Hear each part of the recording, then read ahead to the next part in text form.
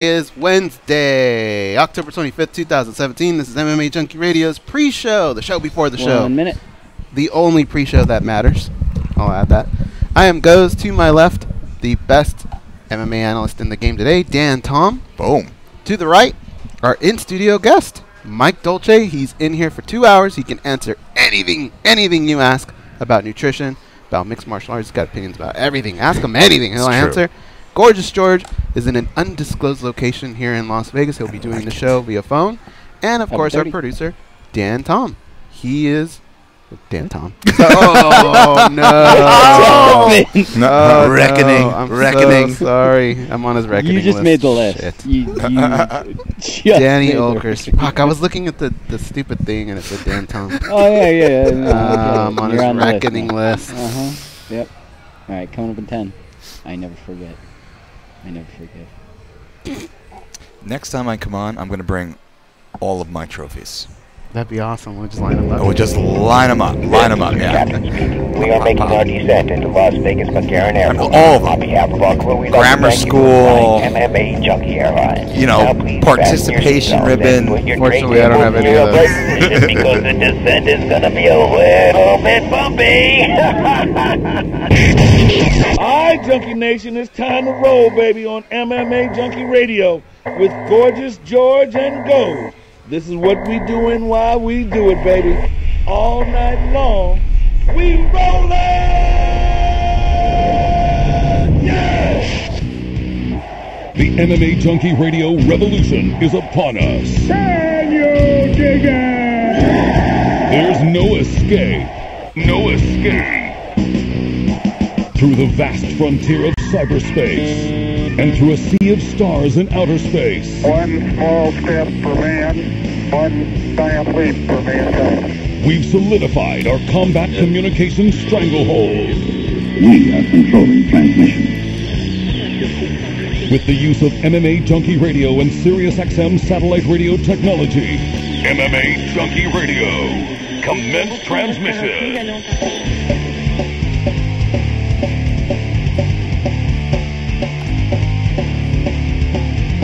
Live from MMA Junkie Radio HQ in the fight capital of the world, Las Vegas, Nevada. Here are your hosts, Gorgeous George and Goes.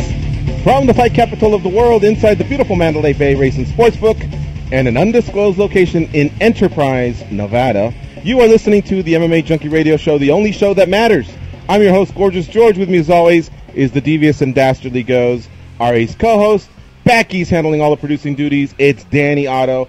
Joining the team in the last couple months, in and out of the camera, the best fight analyst in the game, Dan Tom. And lastly, Mike Dolce, our co-host for the day. He is the 4-time Trainer of the Year, a former fighter. He's also a best-selling author and a podcast host. What's up, guys? How you doing?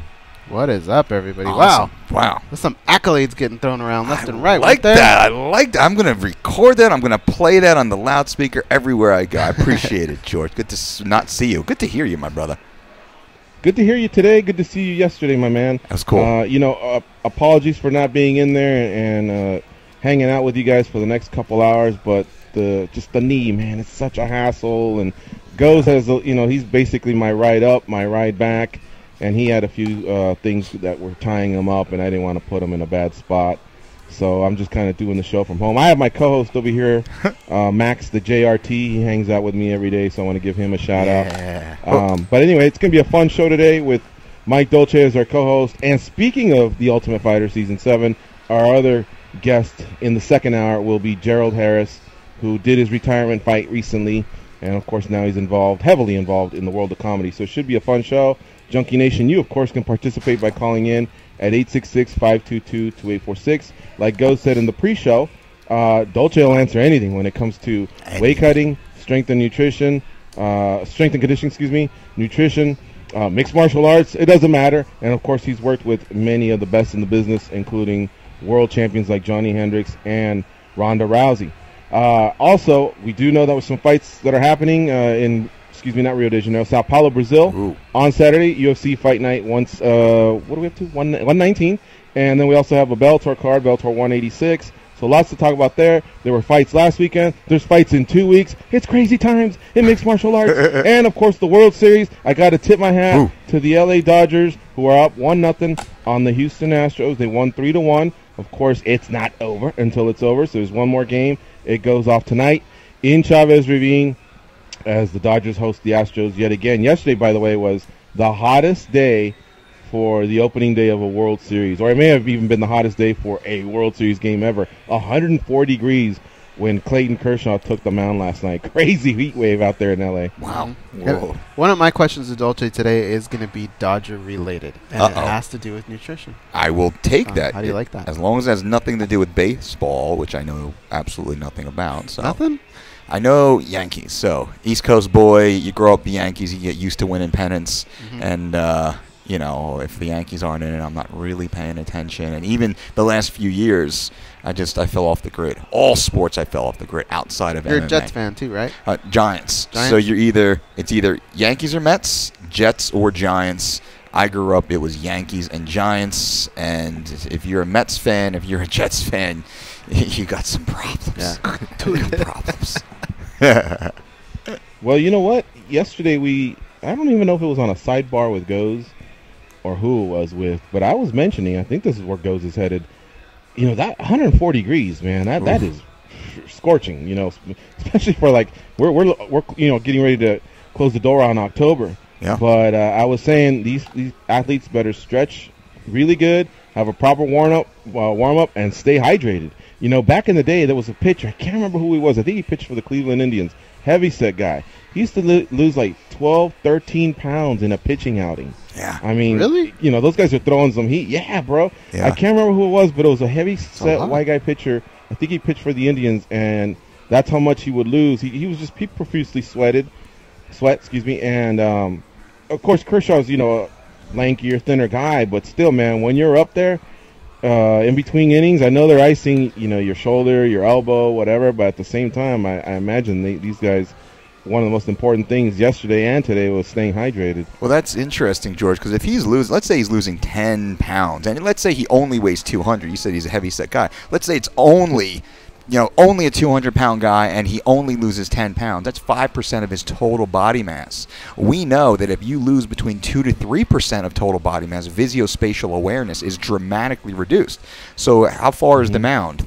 30 feet from the plate? I don't know the distance. 60 feet I think it's 60 feet from the plate. Okay. And this guy was one of those heavier set guys, kind of like a Goose Gossage, a Bartolo Colon. So he was probably like 6'2", 6'3", but maybe 240, 250 pounds. Big dude. But yet that's still a lot. You know, that's still, like you said, bordering on 5%. So if they're not rehydrating adequately, preparing for that type of grind, as good as he was, his performance definitely suffered.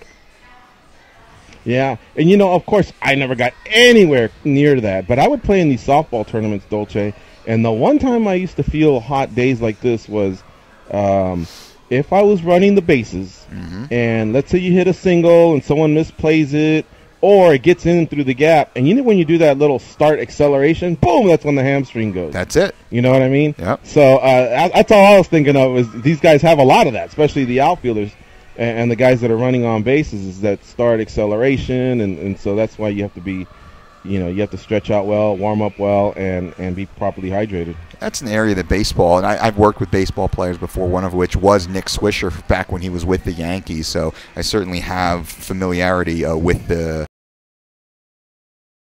and some of the other athletes we've worked with. In football, those sports, there's more athletic. And I make this meal. This is the 8th time I've done it. Okay. They never lose. I made this to make sure we win Game 1 of the World Series. Okay. However, Game 2 is tonight, and they play at home again. Guess what everybody wants me to do? I don't want to die, okay? Is there anything I can do that will counteract this shit that I'm about to put in my body if I were to consider doing this again? Because I'm looking more towards, like, Game 6. Yeah. Is maybe where I would do it, but if I had to do back-to-back days, is there anything I can eat? Is there anything I can put in my system? I tried last night. Like, I was so full, it was a beach ball, that I just went, I tried to walk at least. I walked 2.5 miles. So normally I would run, but I couldn't because I was so full from this thing. Couple questions. Now, you actually preparing the steak is why the Dodgers are winning, correct? Yeah, I have Okay. to have it all in the same order. Now, do you actually have to eat the steak? Yeah, I have to finish it. Do you? Yeah. I didn't like it. Okay, so you have to finish. And does the steak have to be 47 ounces as it appears to be in that plate? No, I think I can. It's zoomed in a little bit, Dolce. Okay, but it's half the size of the plate. But I think maybe I could scale it down, but I don't want to disrespect the superstition, so I can't go too much smaller. But I get. And what about the French fries? Everything has to be the same. That's Everything the has to be the same. I wasn't even in the mood for it. Well, I would suggest we get your cardiologist in here. Okay. And we have him maybe sitting grill side with you with statin drugs in hand as you're chewing on that. Yeah, it's not going to go well. And probably, let's say, after the Dodgers win, we do the old high school cheerleader technique of finger down the throat. We purge. Hey, you don't think that'll screw the superstition, though? Hey, if they've won, they won. They're not going to look at it as, hey, he's trying to cheat, and then the next time they try and do it, they punish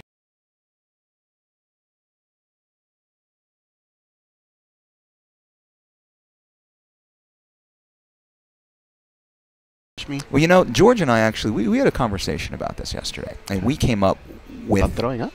Well, no, not throwing up. Oh. But he told me that you're responsible. We were throwing up gang signs. Yeah, we are. You're responsible for the those Dodgers lessons. winning these home games, and what we said was perfect. Let's try and get all the way to... Now, where would Game 7 be? Would that be in... That would be in L.A. So we want to get to Game 7. Okay. And what we want to do is we're actually going to throw you in the car trunk. So you can't make this steak. George and I are going to bet everything we own. I heard about this. Okay.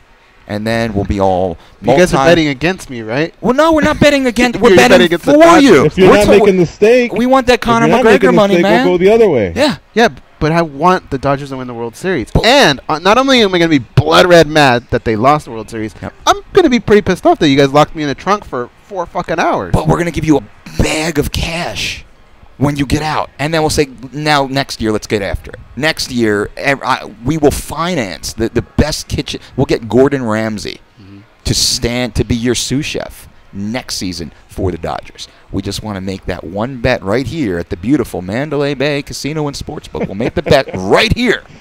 But you're going to be spending Game 7 in the trunk, buddy. Man, that would suck. Hey, is there anything I can do here? Is there anything?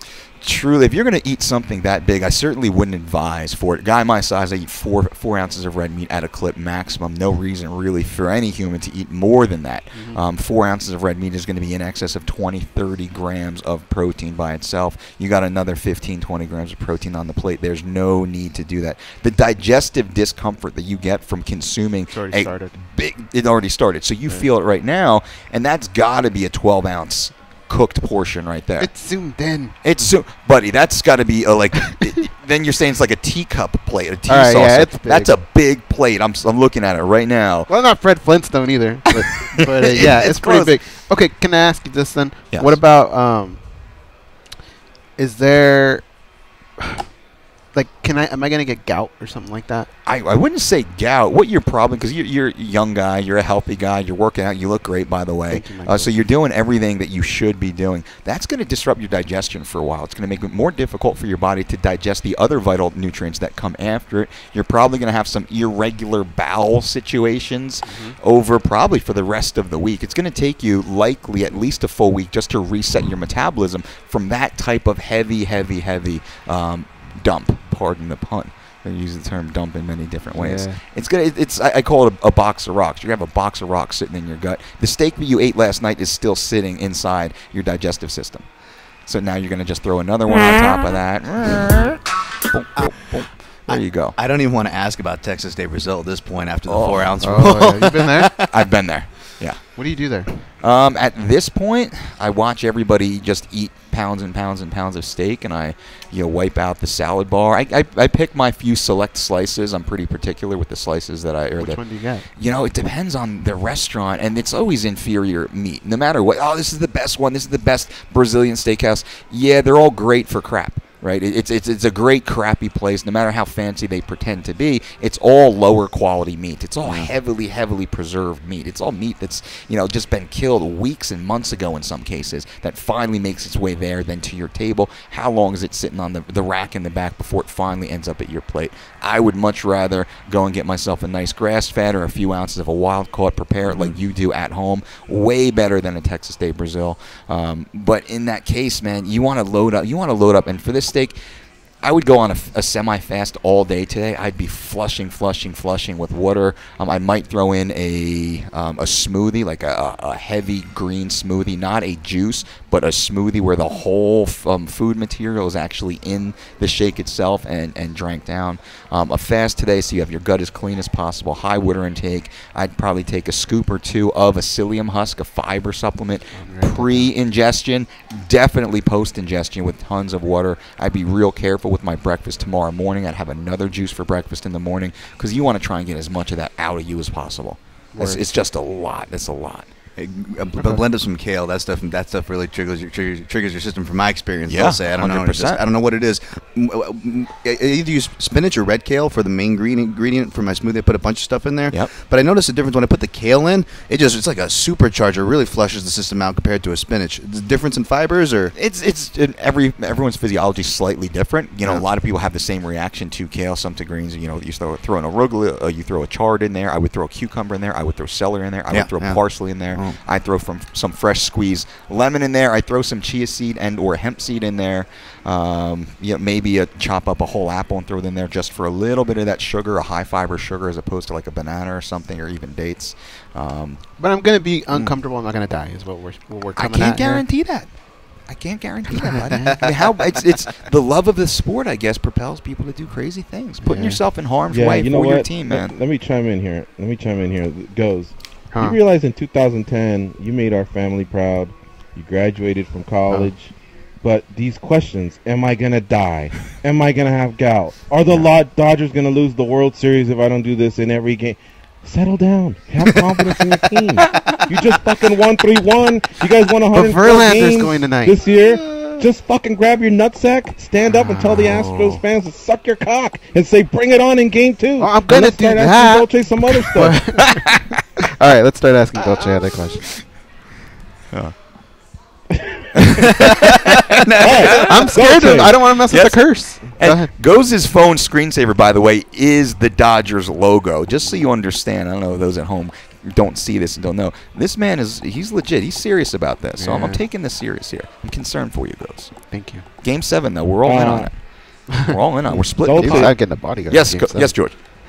One thing that got your attention, and it's funny because we had a conversation, myself, Goes, and Dan last week, was talking about weight cutting, and apparently you had some strong opinions over Sam Alvey, and we were discussing this, and guys, you'll have to obviously confirm this, but I brought it up as a topic, and I said I wasn't too comfortable with the fight booking to begin with. Yeah. I felt like something was missed between matchmaker and athlete, or matchmaker and manager, who knows.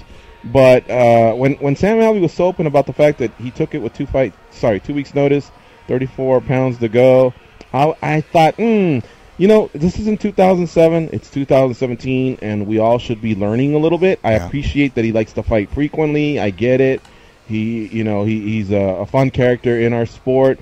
I'm not sure he'll ever be a world champion, but he definitely provides us with some exciting fights most of the time. Yeah. Anyway, the guys were on the other side of, hey, this isn't really the matchmakers. It's not their problem. They booked the fight. That's that. These are grown men making decisions, and I get that. I understand what they're saying, but I really believe that there's a huge spotlight on mixed martial arts. 2 of them actually. One of them being brain trauma, and the other one being excessive weight cutting. Yeah. And the big one, I would say that because they're both huge. Let's not get around that. But I would say that this summer, starting with Khabib, I guess that was the spring, but with Khabib missing, with what Kevin Lee went through, and a few of the other fighters that have gotten sick, I'm using the air quotes. Yep. They may have really gotten sick, or maybe they're so weak from weight cutting that they felt sick. Ray Borg in Canada. Yeah. I would just think that we're beyond that. Why are we booking fights where someone's 34 pounds over? I mean, why even start there, especially when he has to travel internationally, and especially because no one in Poland was going, I'm only going to the fight if you can get Alvey on the card. Nobody was saying that. Did we really even need that fight? Yeah, George, that's a good point. And when I saw that, I was distraught. Truly, I was distraught at the industry itself, to which we're all a part of. And who gets the blame? Number one, can you blame the athlete? So Sam Alvey, I think, is a great fighter. He's fun to watch. I enjoy watching Sam fight. He's a great guy. We have good friends in common, so we have mutual friends. I have just great things to say about Sam Alvey. Now, Sam Alvey is a fighter, and as a fighter, I don't know one single fighter that says no. When Dana White, when Joe Silva, when Sean Shelby, when Mick Maynard, when Rich Cho over at Bellator, or Ray Sefo or whoever else is over at the World Series, or Rich Franklin, the guys over at One, when that phone call rings, these fighters say yes. Fuck it, yes, I'm in. 1 day notice, 100 days notice. Fighters say yes. So we know that. The fighters, their biggest flaw is their biggest strength. It's that mentality that they are up for any challenge. So I can't even be mad at Sam because we know he's a professional fighter. That's in his DNA to say yes. Now, Sam 100% should have said no, in my opinion. Now, I was on Sam's social media this morning preparing for questions such as this. On Sam's social media, he said he accepted the fight 10 days out, 40 pounds over, because he was on the treadmill running, and he said 10 pounds down, 30 to go, and he announced his fight at 10 days out. Took a fight on 10 days notice, guys, blah, blah. So those numbers are close enough. Whether it was 7 days or 14 days, Sam said 10 days. His Twitter or his Instagram said 40 pounds. My question is, so the industry's talking about health and fighter safety, and Andy Foster and the California State Athletic Commission is putting through their 10-point rule system for making weight cutting great again, or whatever they're trying to do over there, and it's all smoke and mirrors. It's all bylines. It's all this social justice grandstanding, truly, because the UFC just offered one of their rostered athletes a fight on 10 days notice while he's 40 pounds overweight. And they put him on a plane, and they flew him to another continent. So that's going to compromise 2-3 days of travel time. He's cutting weight on a fucking airplane. Pardon my cursing here. I'm a little passionate about it. Where is this a good idea? Where is the check and balance system? So maybe it was Shelby who called, or Mick who called. I don't know who makes the phone call. And I'm not mad at any person individually. I'm not pointing any individual fingers. What I am saying is, as an industry, we need to be consistent. Is weight cutting bad? If it's bad, then what are we doing putting Sam Alvey on an airplane to fly to fucking Poland, 40 pounds overweight on 10 days, for another badass dude to swing a figurative baseball bat at his freaking skull for 15 minutes? That's the situation Sam Alvey was put in. That's the situation Sam Alvey accepted because he's tough. Where's Sam's team? Where's Sam's management? Where's the people that care about Sam saying, hey, buddy, that's not a good idea. I saw Sam on the scale. Sam's body on the scale was not a body that looked prepared for a weight cut or prepared for the most elite version of combat sports. So my question to the industry, and this is MMAjunkie, it's MMA Fighting, it's Fox, it's Bleacher Report, it's SB, it's every industry out there, every journalist out there, every athlete, every coach, every family member, every organization, every commission. What are we doing?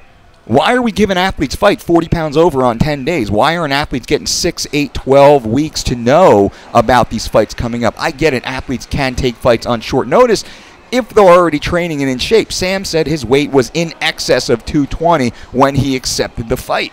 He fights at 185. So what are we doing here, ladies and gentlemen? That's the biggest problem. This is where people get hurt. This is what brings a black eye to the sport, that we're trying very hard to reverse that, the public image of the sport, bringing in quality professionals to conduct and oversee what's a very dangerous process. This is weight cutting. I mean, you need coaches who are proficient in what's known as medical nutrition therapy. That's why we have a team of registered dietitians on our staff to oversee the actual health and safety of the fighter. I know the UFC has a great team of nutritionists and strength and conditioning specialists on their roster now.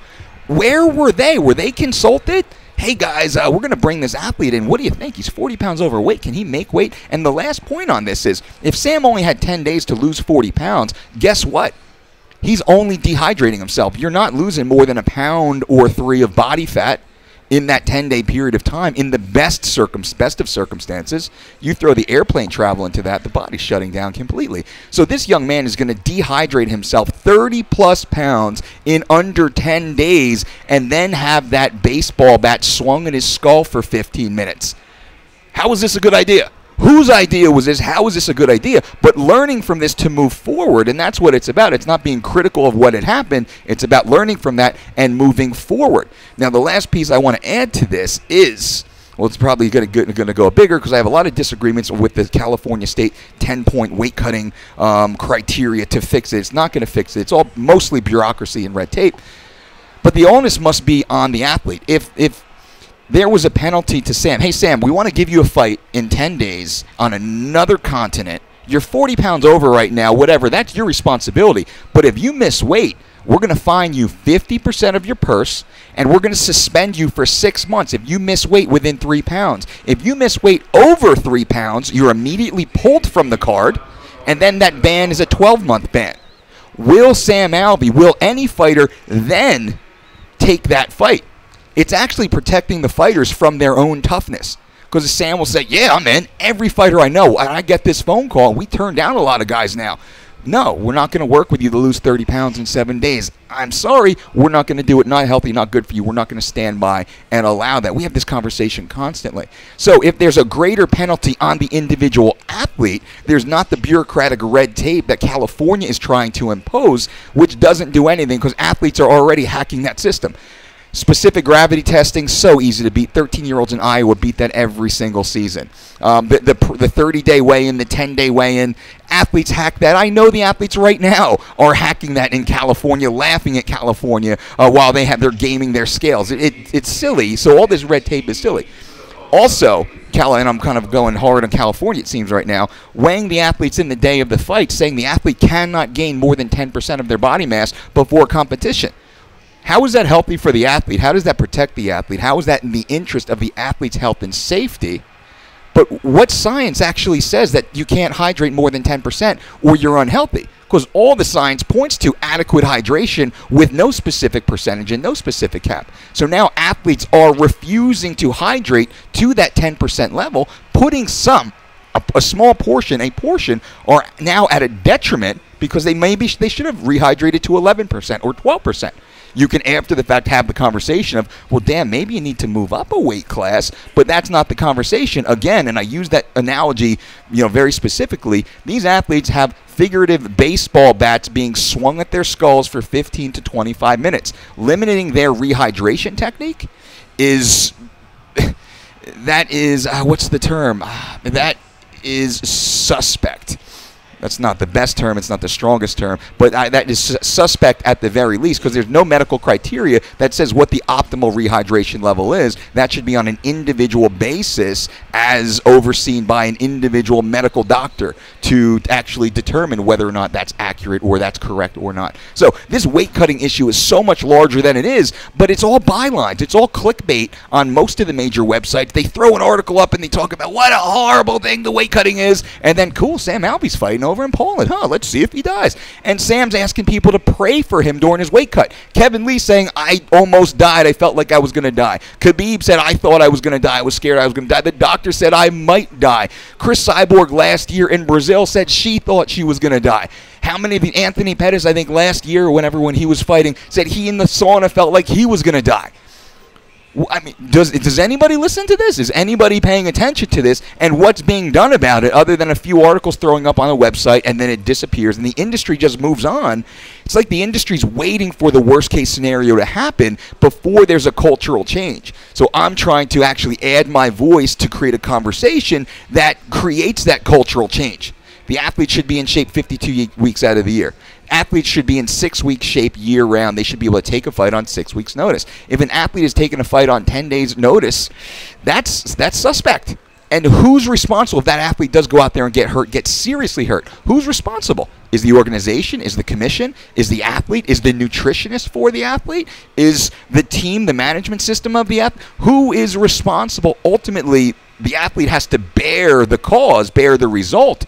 But is there any other contributory element to that that's a much deeper, larger conversation that can be had and probably will be had for the wrong reasons within the next few years if we don't do something about it.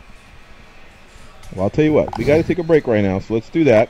You're listening to MMA Junkie Radio on Sirius XM Rush 93. We have Mike Dolce, 4-time Trainer of the Year, as our co-host. Dolce, I guess the follow-up to this would be, what's your idea? What are your thoughts? So, Goes, give him a pen and a pad. I want to hear Dolce's 10-point or 5-point or 2-point or what. How would you do? What would you do, I guess, to help improve? And we're all listening. I think there's a ton of respect for you in our sport. So let's see what I've seen it all, brother. I've been there. 20 years now. I've seen it.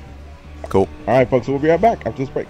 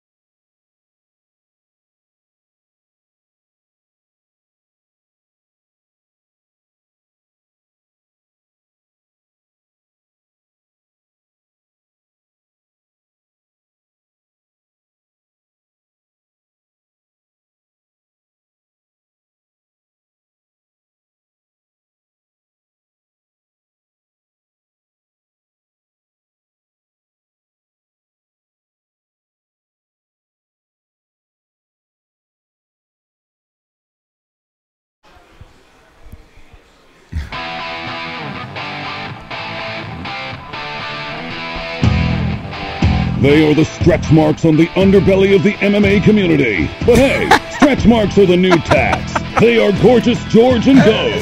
That's awesome. Tonight at 11 Eastern, Cole Wright and Lance Moore close out the day in the NFL on The Final Drive.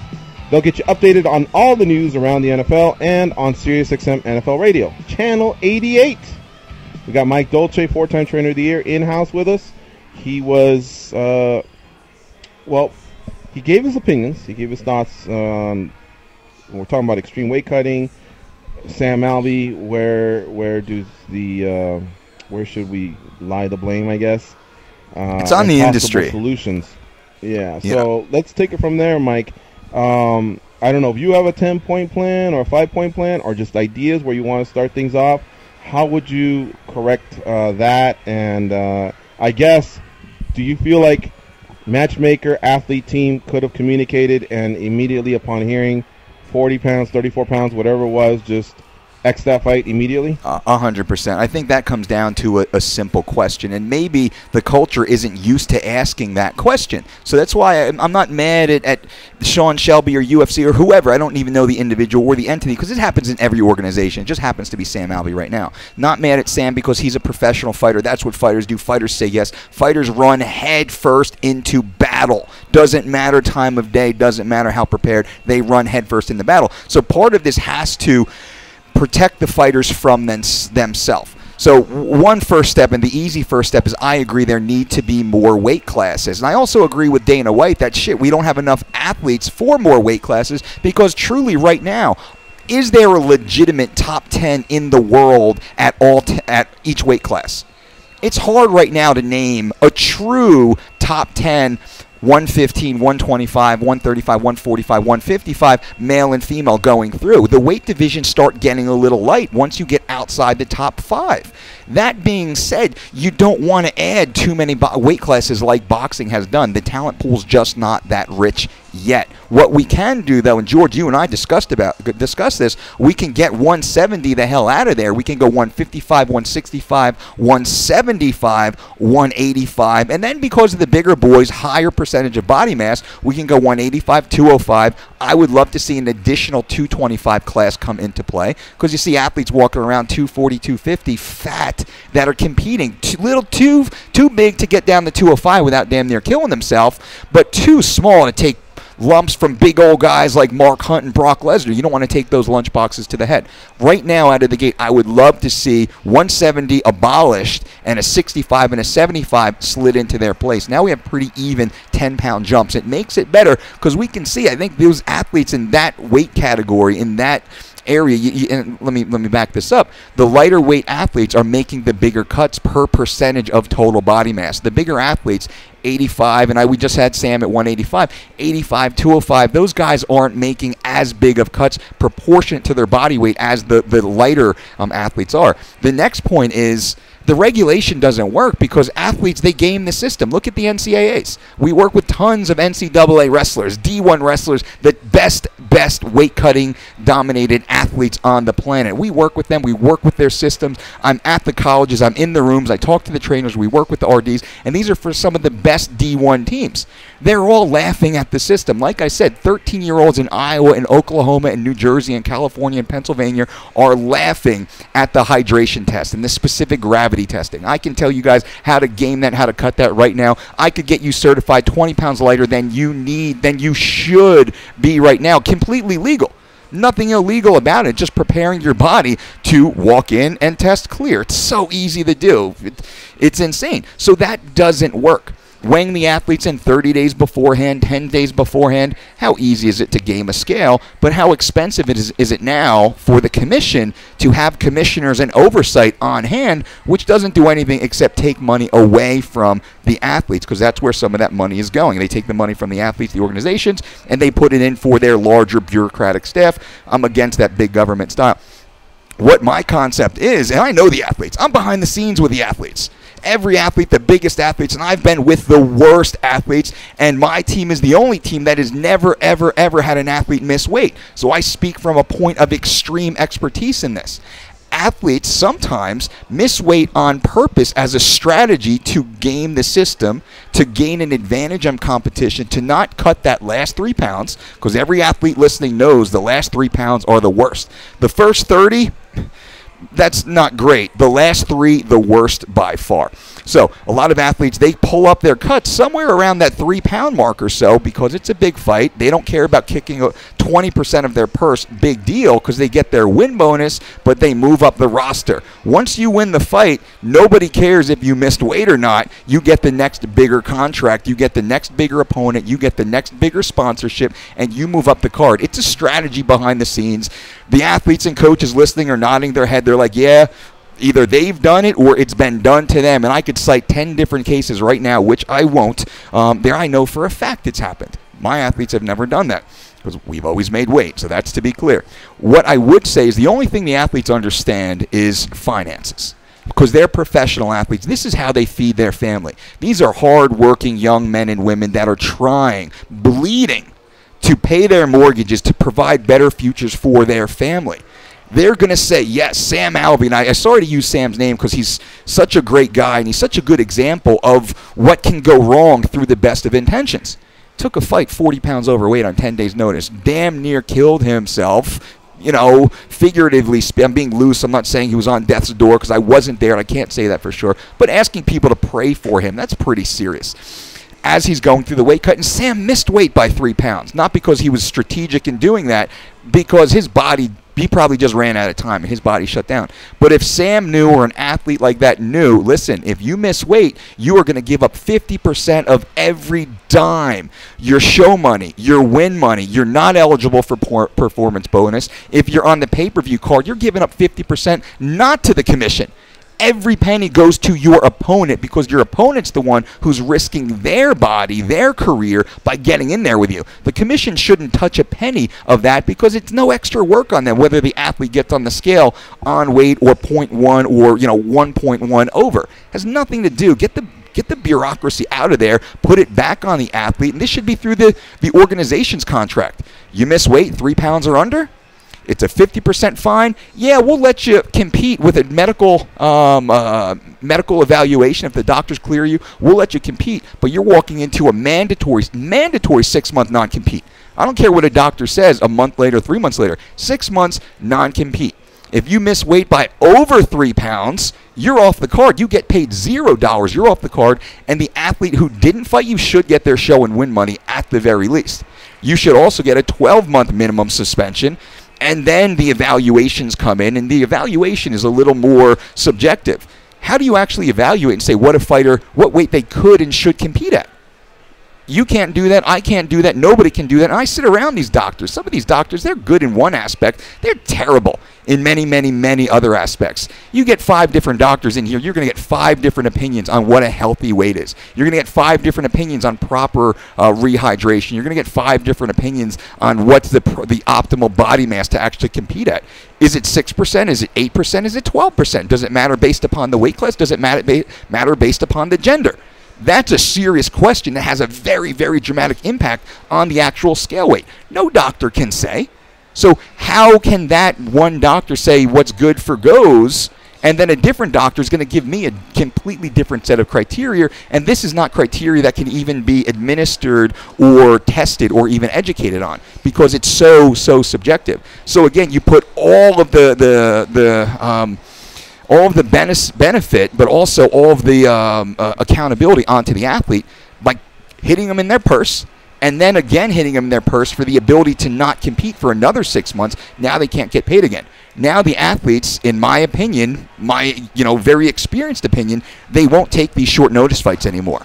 They'll give themselves an extra couple weeks to get their weight down to be healthy before they accept the fight, and they'll hopefully start paying attention to their weight, to their lifestyle, many weeks and months before the fight even takes place. We say the professional athletes should act like professionals 52 weeks out of the year.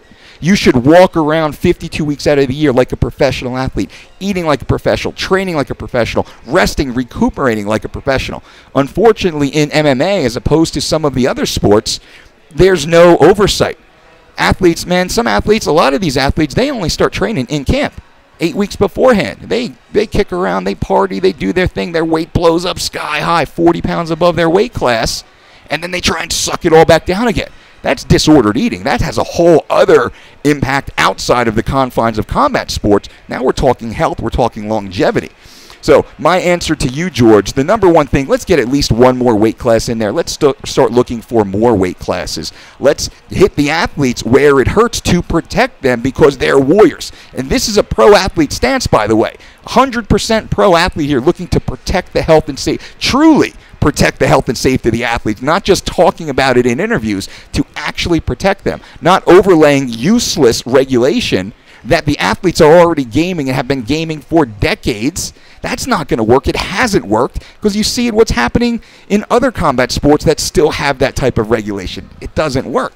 The only thing that works, you got to hit them in the pocketbook, you got to hit them in the purse, you got to give them a true downside to actually missing weight, which is going to force them to start focusing on the positive benefits of health.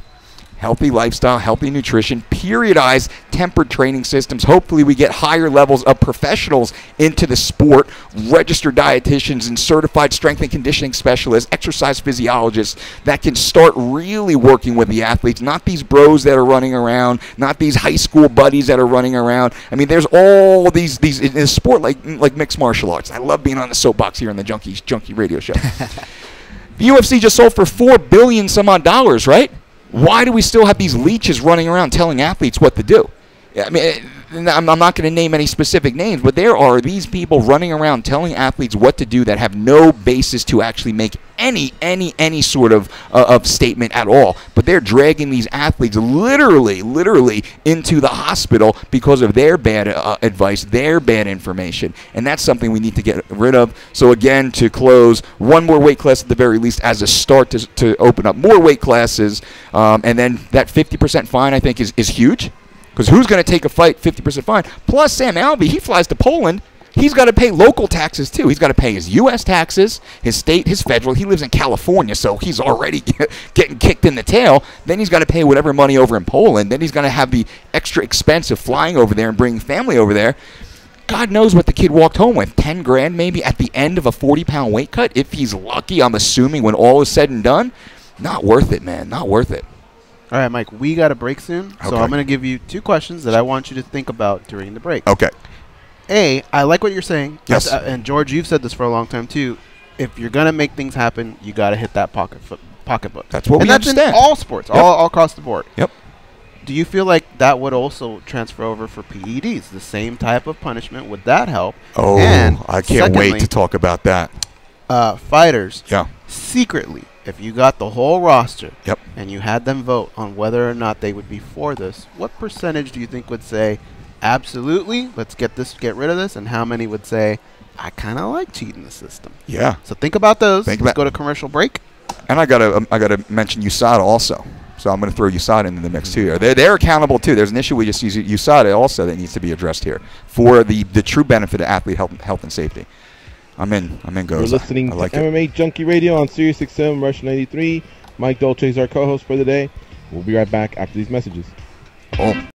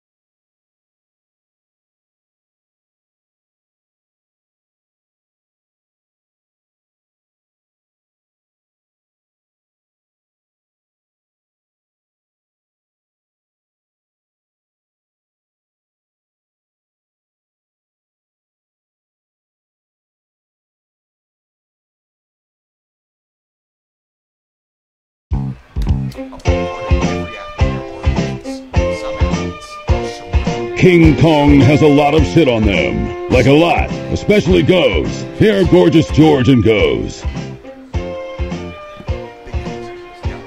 Get the radio channel numbers for NFL, NBA, and NHL games sent directly to your smart device.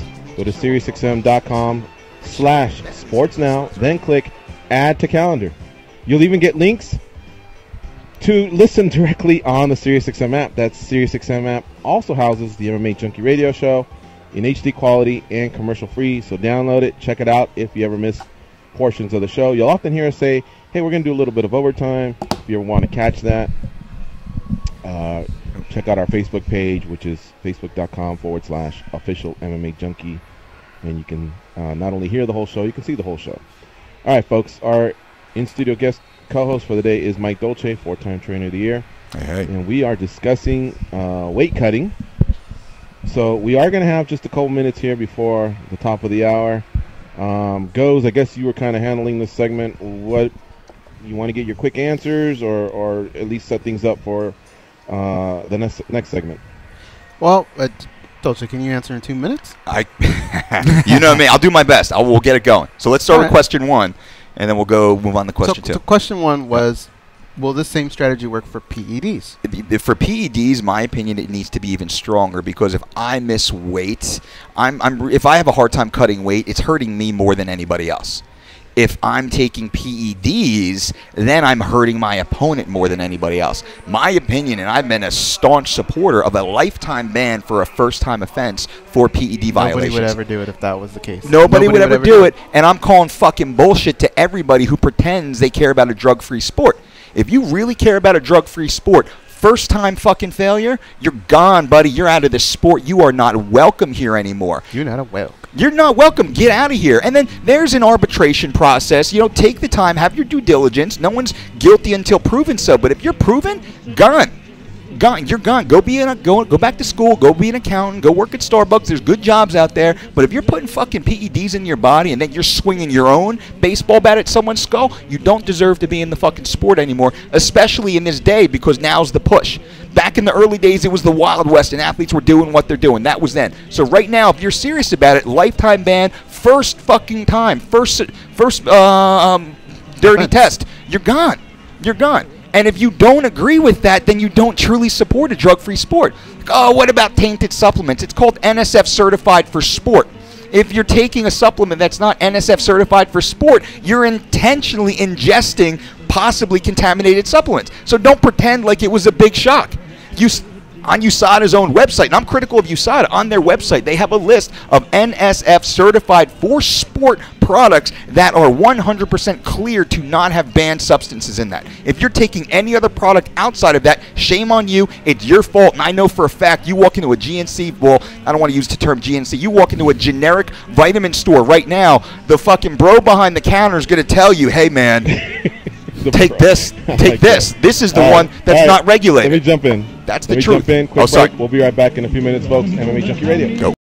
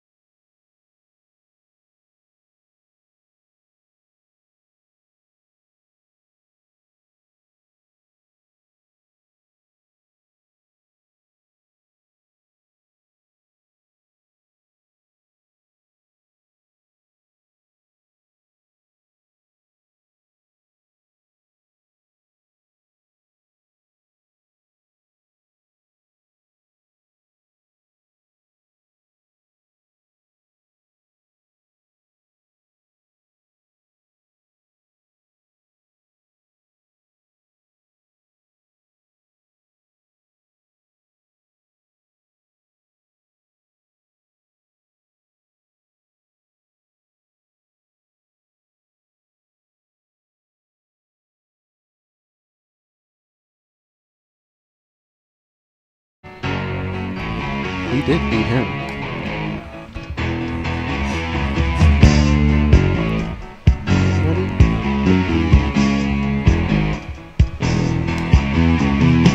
Rolling down Superior Highway. Big nasty red out of my side. Santa Ana winds blowing hot from the Talking north. over your own song. We were born to ride. Roll down the windows, put down the top, crank up the Beach Boys, baby. Don't let the music stop. We gonna ride it till we just can't ride it no more. From the side, baby, to the valley, from the west side to the east side. Everybody very happy, 'cause the sun is shining all the time. It's like another perfect day. I love LA. We love it.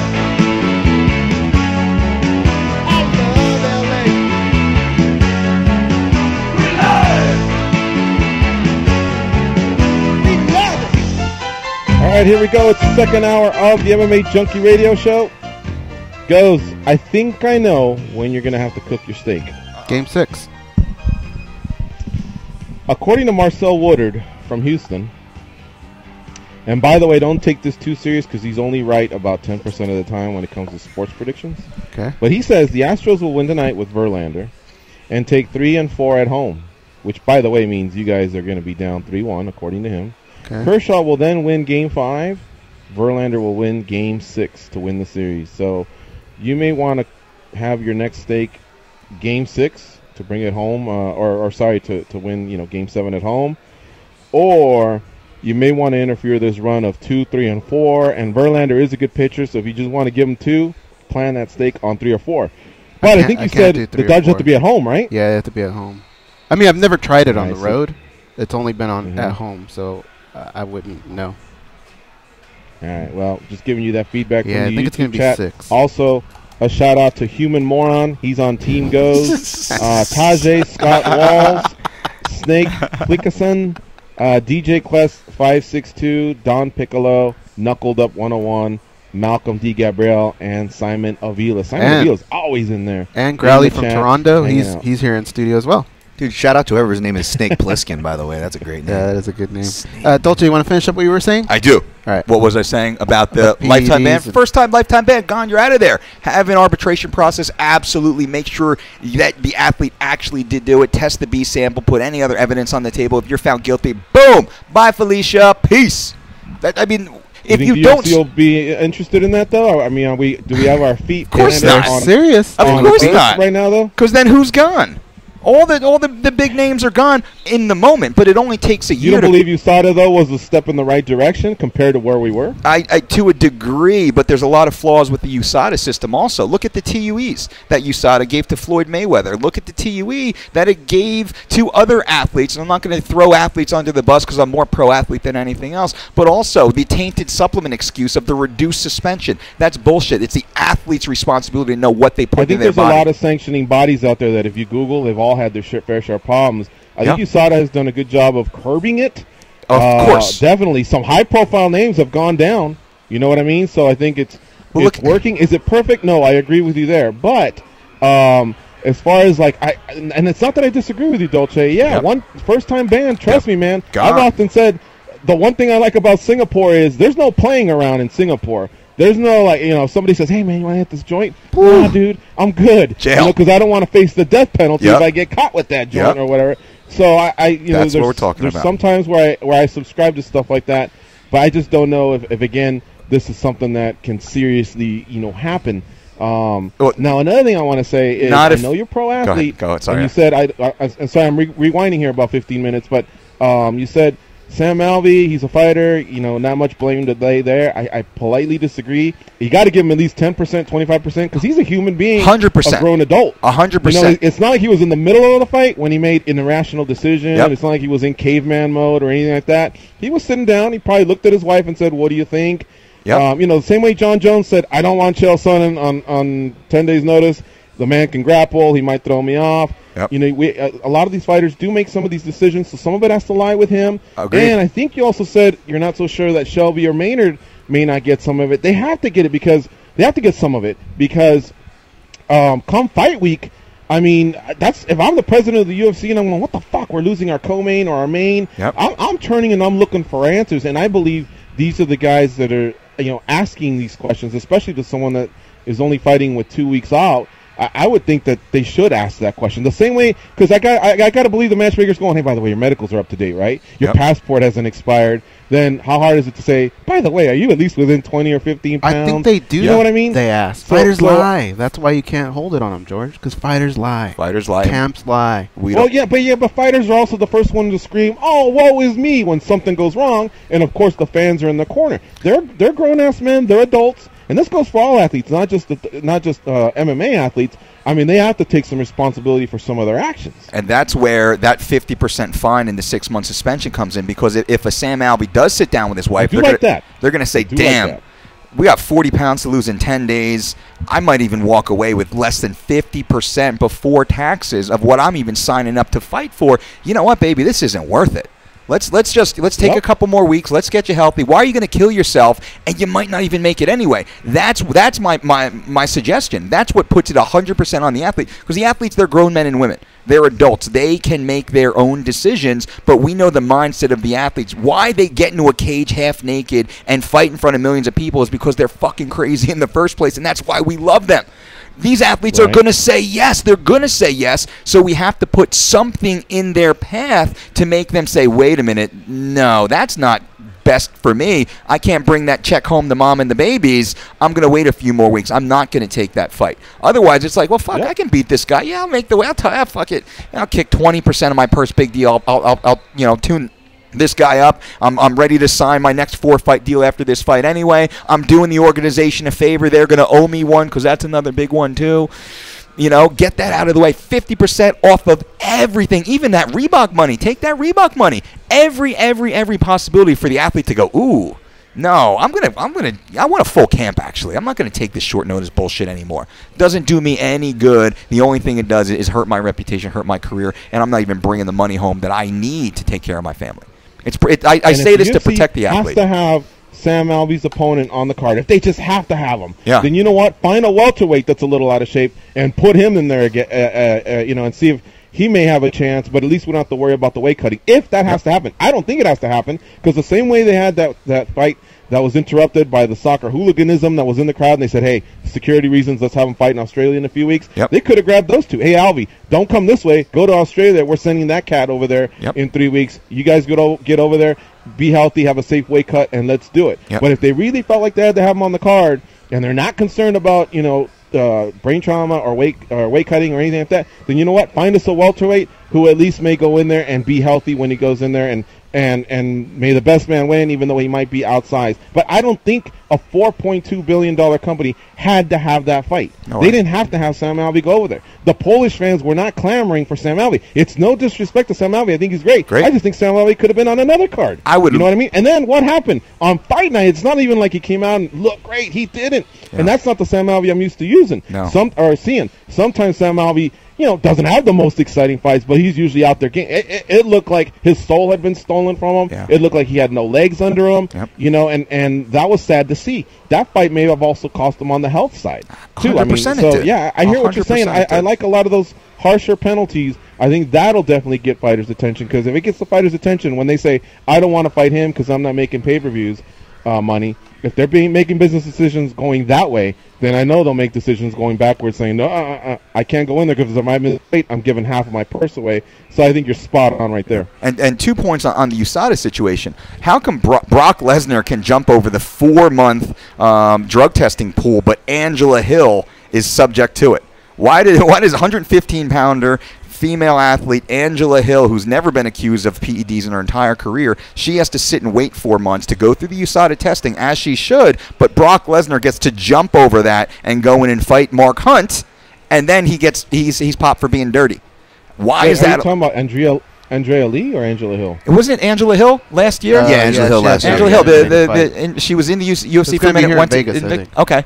So, and I remember it was a young lady, I believe it was Angela, because I helped Gil on that season, so I'm pretty sure it was Angela. But a young lady, she was going to get in, but she had to wait the 4 months. Brock Lesnar was allowed to jump that for whatever BS bureaucracy. USADA allowed that. Now, why? This is why I point the finger back at USADA. I know their loophole. Be consistent. I do know USADA's loophole is because I think the UFC actually fought for this. They said, well, how are we going to have late what do you call it?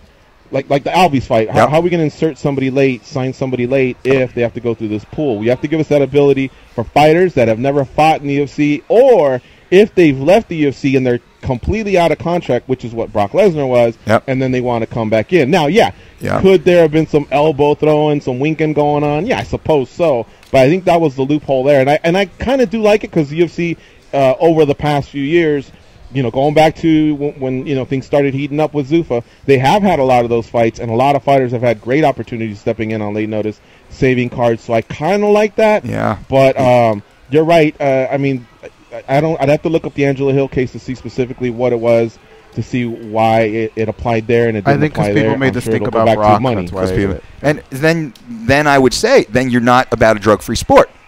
We're about a drug-free sport with stipulations. You either are or you're not. It's black or white, yes or no. Be consistent is what we say, is what I say. Be consistent.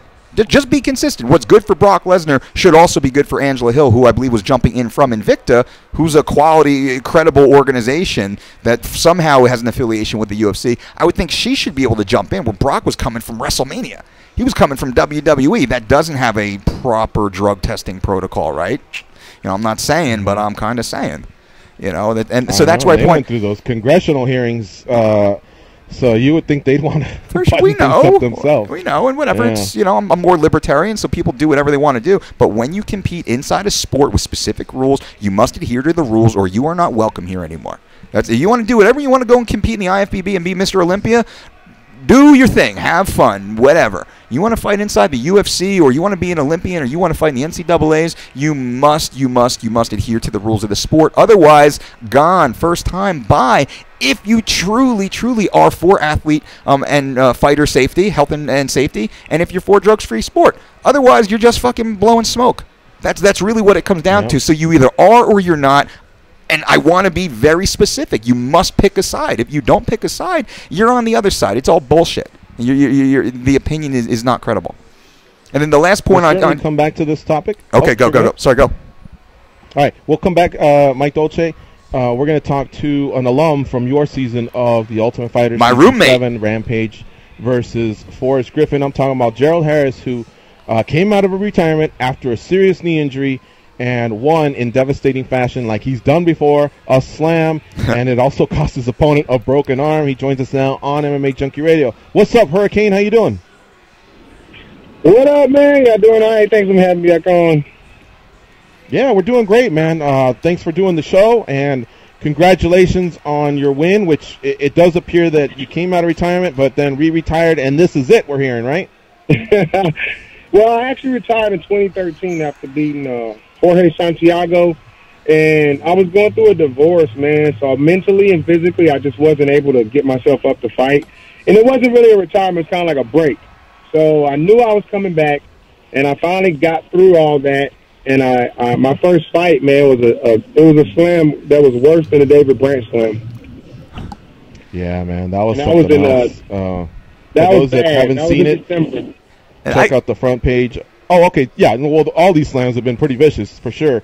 ESPN slam, last weekend slam, the one that I was referring to that happened at XFN this past weekend. It's on the front page of MMA Junkie. You just have to scroll down a little bit, but you can see Gerald Harris doing what he usually does. These violent slams are not foreign to him. Sorry, Gerald, I think I stepped in front of you. Oh, you fine, man. Well, a lot of people don't know the story behind this slam, and they're like, oh, he's celebrating and da-da-da-da-da.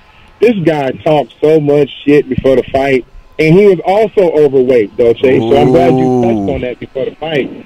And you know as well as anybody, Mike Dolce, those last 4 pounds are so hard to cut. That's what we said. And that day, I was in the sauna, I was in the hot tub, I was wrestling, I was 2 tenths under, and he's 3 pounds over and goes, hey, we're even.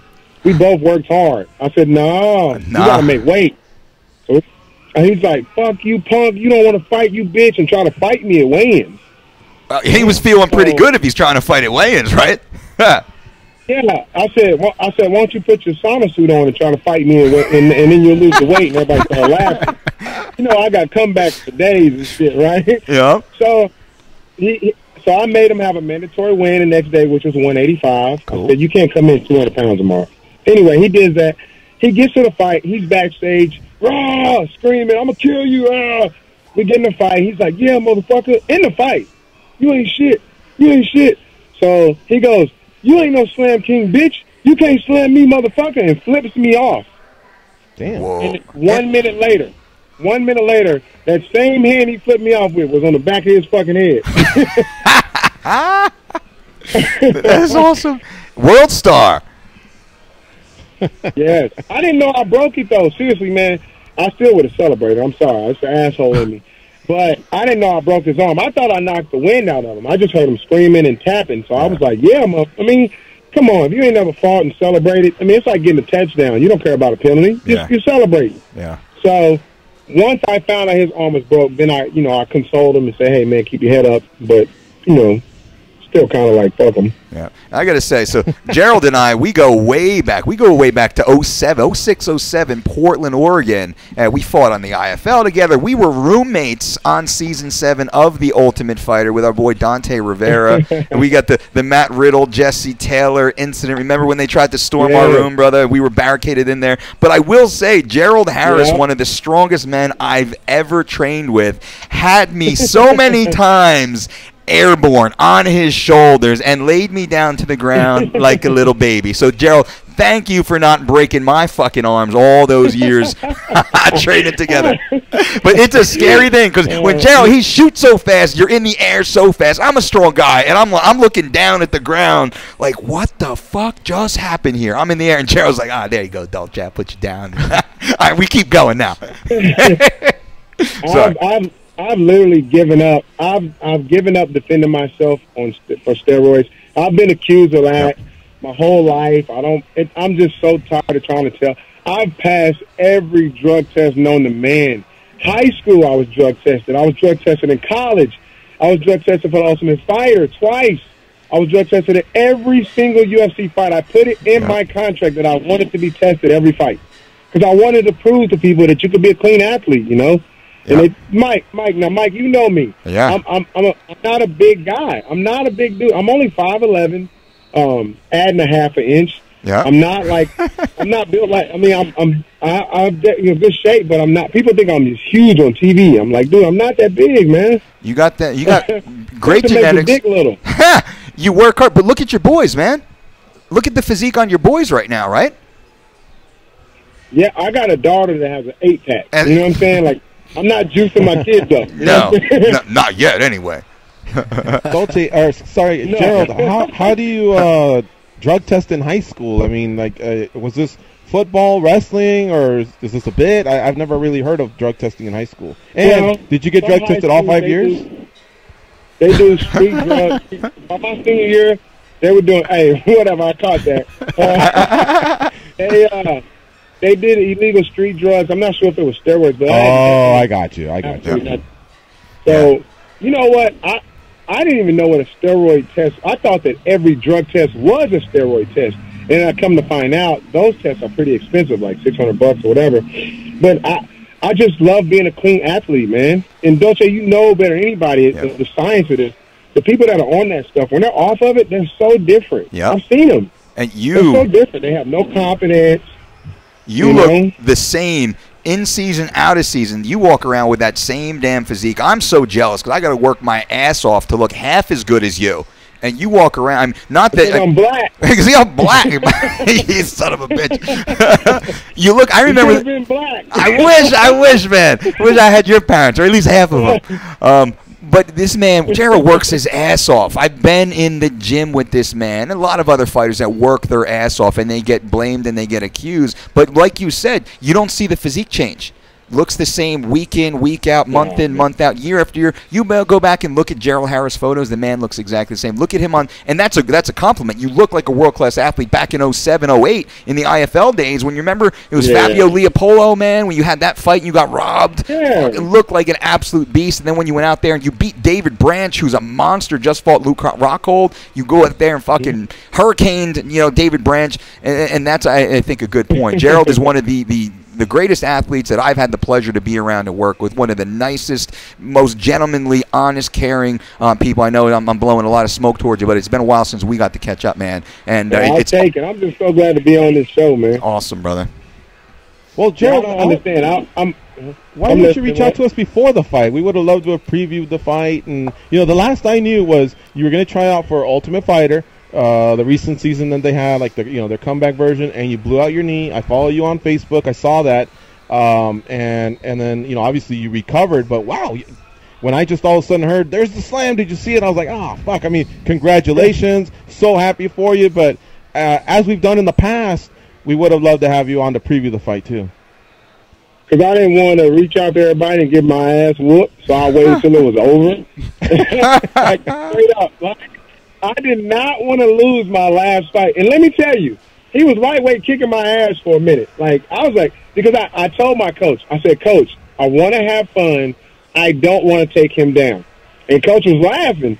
He was like, if you get in trouble, take him down. I said, no, I'm finna, just literally for fun. I literally, Mike Dolce, I stood up and just banged with this dude. I don't kickbox.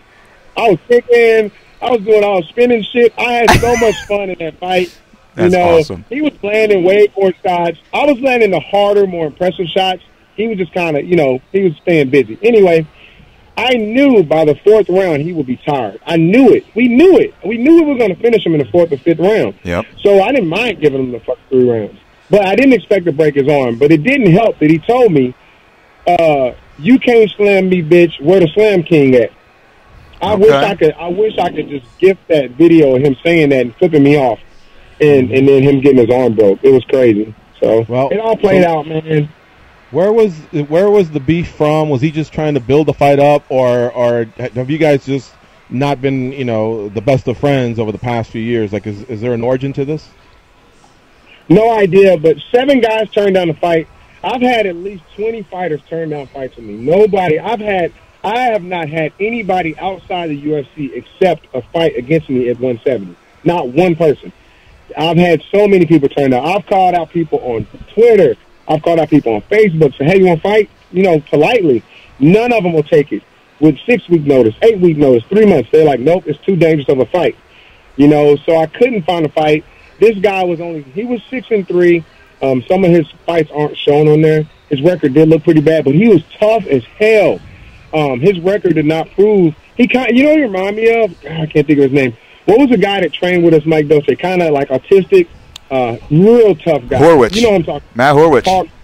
Yes, he reminded me of Matt Horwich. Yep. A guy that Zombie. just stayed busy, stayed in your face, constantly striking, good grappling. Yep. I said, this is an exciting fight. This is what we need. Yep. And I picked him. And I knew he'd take the fight because he's crazy as hell. So, no, our beast started to weigh-ins when he started fighting. Did he say anything to you after the fight? Man, you know what? It's all love after the fight. And once I found out his arm was broke, he yelled. He said, yo, I love you, man. Man, great fight. And I said, look, man, I love you too. I said, man, we Warriors. You in here doing our thing. I said, I hope you heal up and get better, man. It's over. I mean, I won, so I definitely was going to be nice, but he couldn't really say anything. He literally was like, they were trying to put him on a stretcher and an ambulance. But he was cool, man. I like that ending. I like that ending. I don't mind you guys building it up a little bit. Obviously there's lines that shouldn't be crossed, but I like that fight hype. I just wish I would have been somehow aware of it, pre-fight, but I understand what you were saying. But now the fight's over, and what I'm hearing is that's it for you.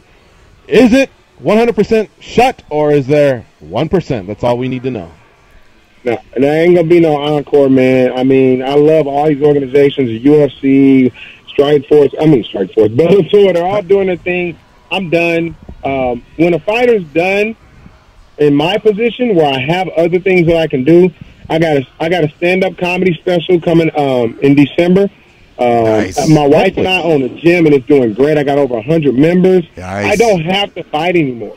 I don't have to fight anymore. And that's the best feeling. And I've been preparing for the past 11 years. I was getting my teaching certification, and I was running the gym. And my gym is just now in the position where I can literally live off of it. And you know that's hard to live off a gym. Oh, brother, good for you. Hurricane Training Center, right? Congratulations.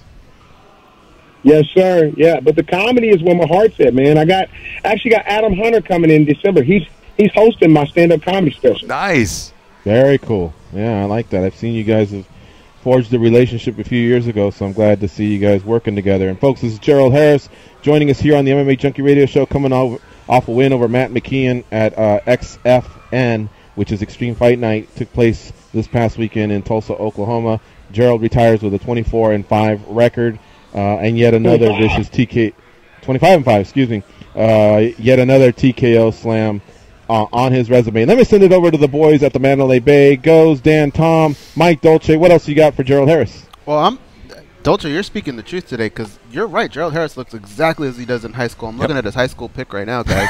And he looks... That's a photo of Steve Urkel. That's Urkel? That's... What are you doing, Goes? Oh, man. How dare you? Okay, yeah. Is it my 5th year? Is it my 5th year or my 4th year?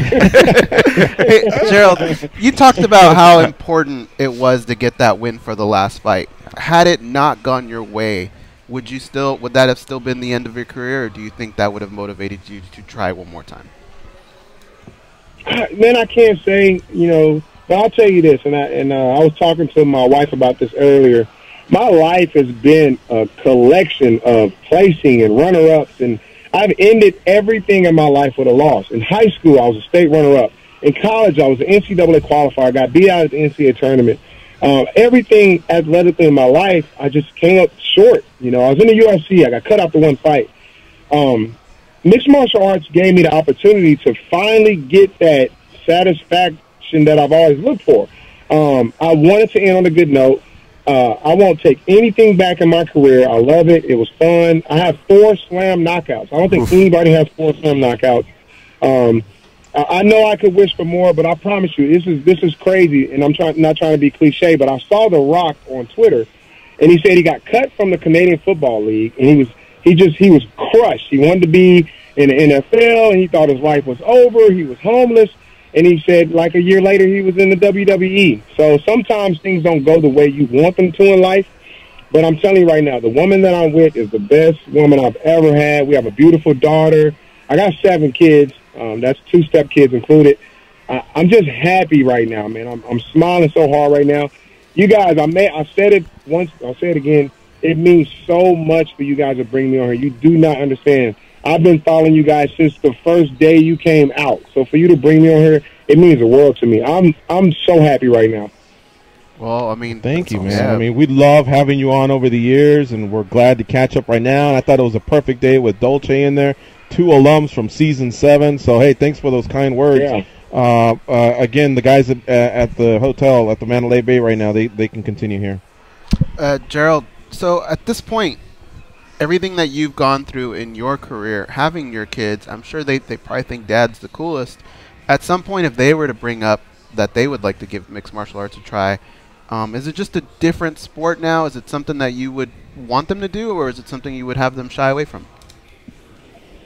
No, it's funny because my son is a senior in high school. Wow. And it's funny because he called me this morning to tell me that his friends were showing him me on World Star. So my son's whole class is watching me on World Star. No, I don't. And I don't put. There's guys that are fighters, and there's guys that aren't. And I don't think my kids are fighters. They're tough. They're wrestlers. But I told them like this: if anybody can pay you a lot of money, they're making 20 to 30 times more. I said, instead of being a fighter, I've done the fighting for you guys. Why don't you be the promoter? Why don't you put on the fights? Yep. Why don't you be a manager? Don't take the kicks and punches if you don't have to. Now, there's guys out there that they have to fight. They need to fight. They're just fighters. They can't model. They can't do anything. I mean, look at Bigfoot. That's an ugly motherfucker. You know what I'm saying? That motherfucker, he gotta fight. And he die. He gonna fight to death. You know what I'm saying? The dude can't be a high school teacher. Like, just go listen to him. You know, but seriously, my kids, I put my kids in a position where they don't have to fight, you know? I don't want them to fight. So, I mean, I will hope that they could do other things, or you can be involved in the sport, but I just don't want them to take the punishment that I took. What about Olaf Alonso and Waleed Ismail? Could they model? Ooh. It's some ugly dudes or what? I thought I'd go a little old school, but maybe I went too old school there. Gerald Harris, our guest here on MMA Junkie Radio. Thinking back to VHS. Gerald, I got a suggestion. If you write a book, and I'd love to read it if you did, because you've done so much, and of course I'm even leaving out your time at Cleveland State. You and Stipe Miocic wrestling together, but. How about breaking bones and now breaking balls? Something along that line. Now that you're having so much success in comedy. That's true. You know what? Somebody had a suggestion was from the cage to the stage, which I think is kind of corny. I like breaking bones and balls, man. That sounds pretty cool. Can I give a suggestion for what you should play when you walk out on stage? Oh God, what is it? Danny, can you hit that? Dude, what if he walked out to Slam from Onyx? There we go. Oh, yeah, that's my shit. Yeah. Every time you just walk out to this dude. There we go. We know Gerald Harris is in the house when you hear that. Yeah. I like that. Yeah. Hey, y'all gonna get me rapping in this bitch? I better cut that shit off, man. Hey, well, why don't you drop some info? When is the comedy special going to be, ready to be unveiled? Is there a date set for that? And also, please give us all the information on your gym for anybody that's in that area, whether they want to become a permanent member or if they're happen to be in town and they want to go in there for a workout for a few days or a week or so. All right, well, let me do it quick. I'm gonna try to be as fast as I can because I know you guys got other people coming in. I just want to share a story real quick. Dolce, you know how injuries happen. Yes, sir. The same day I signed to go on the Ultimate Fighter, the same day, I almost shed tears of joy. Season 25, $250,000. That same night, my last workout, I tore my Achilles tendon. Completely tore it. I was in a wheelchair. I had surgery. I was on a scooter. I thought I'd never fight again. I had to learn how to walk again. Wow. And in August. And 7 months later, I was fighting again. I won, and then I just retired. So if anybody's out there going through anything, I've got people inboxing me that have cancer and they're dying, people that have been injured, man. If anybody's out there listening and you're going through anything, you can make it, man, seriously. And Dolce, Absolutely. If somebody tears their Achilles tendon, that's probably one of the worst injuries for an athlete. So game over for most. That with people, my little comeback. It's game over for a lot of people. Yep. So you guys, stay positive. But with me, man, the gym is htc918.com. If you're in Tulsa, Oklahoma, man, we do it all. We got gi, no-gi jiu-jitsu. We got mixed martial arts, boxing, kids fitness. We got it all, man. It's beautiful. But of all things, my comedy, man, you got to go check my comedy out. Sunday, December 3rd, I'm doing a 1-hour stand-up special. I'm going to send all you guys a copy. I think we're going to drop it on Amazon Prime or Hulu. I don't know yet. Awesome. We're negotiating with a couple different people.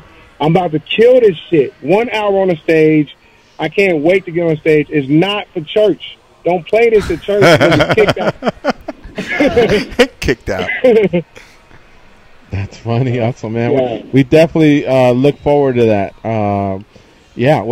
Please, let's do another catch-up before then. We'd love to promote it once you decide whether it's Amazon, Hulu, or whatever.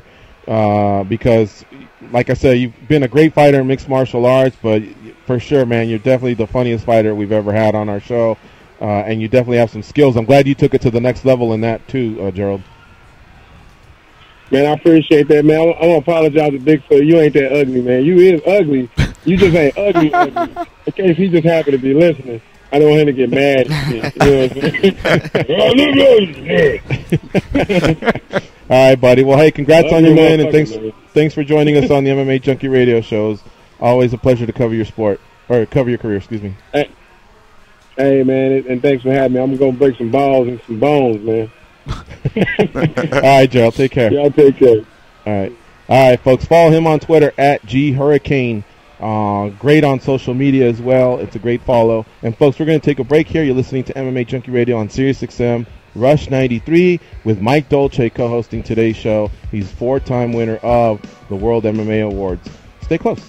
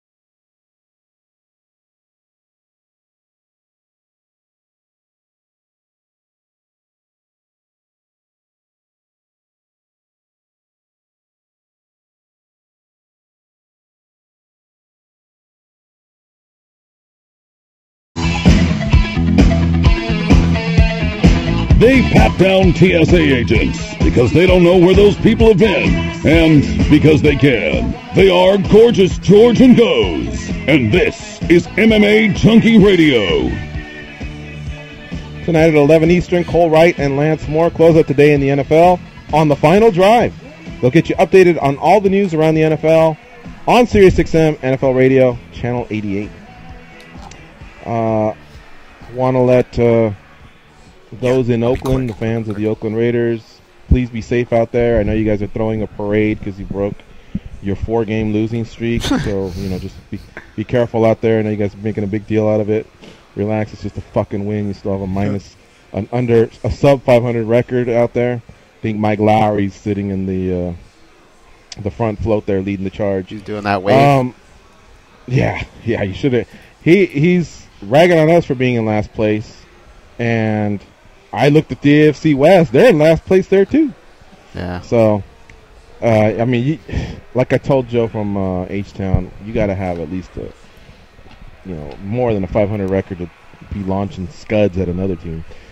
Dolce, if you'll allow us, we'll get to Dolce in just a second. MMA History Today, our good friends over on the other side of the pond, they do a great job with that. They're a great follow on Twitter at MMA History Today.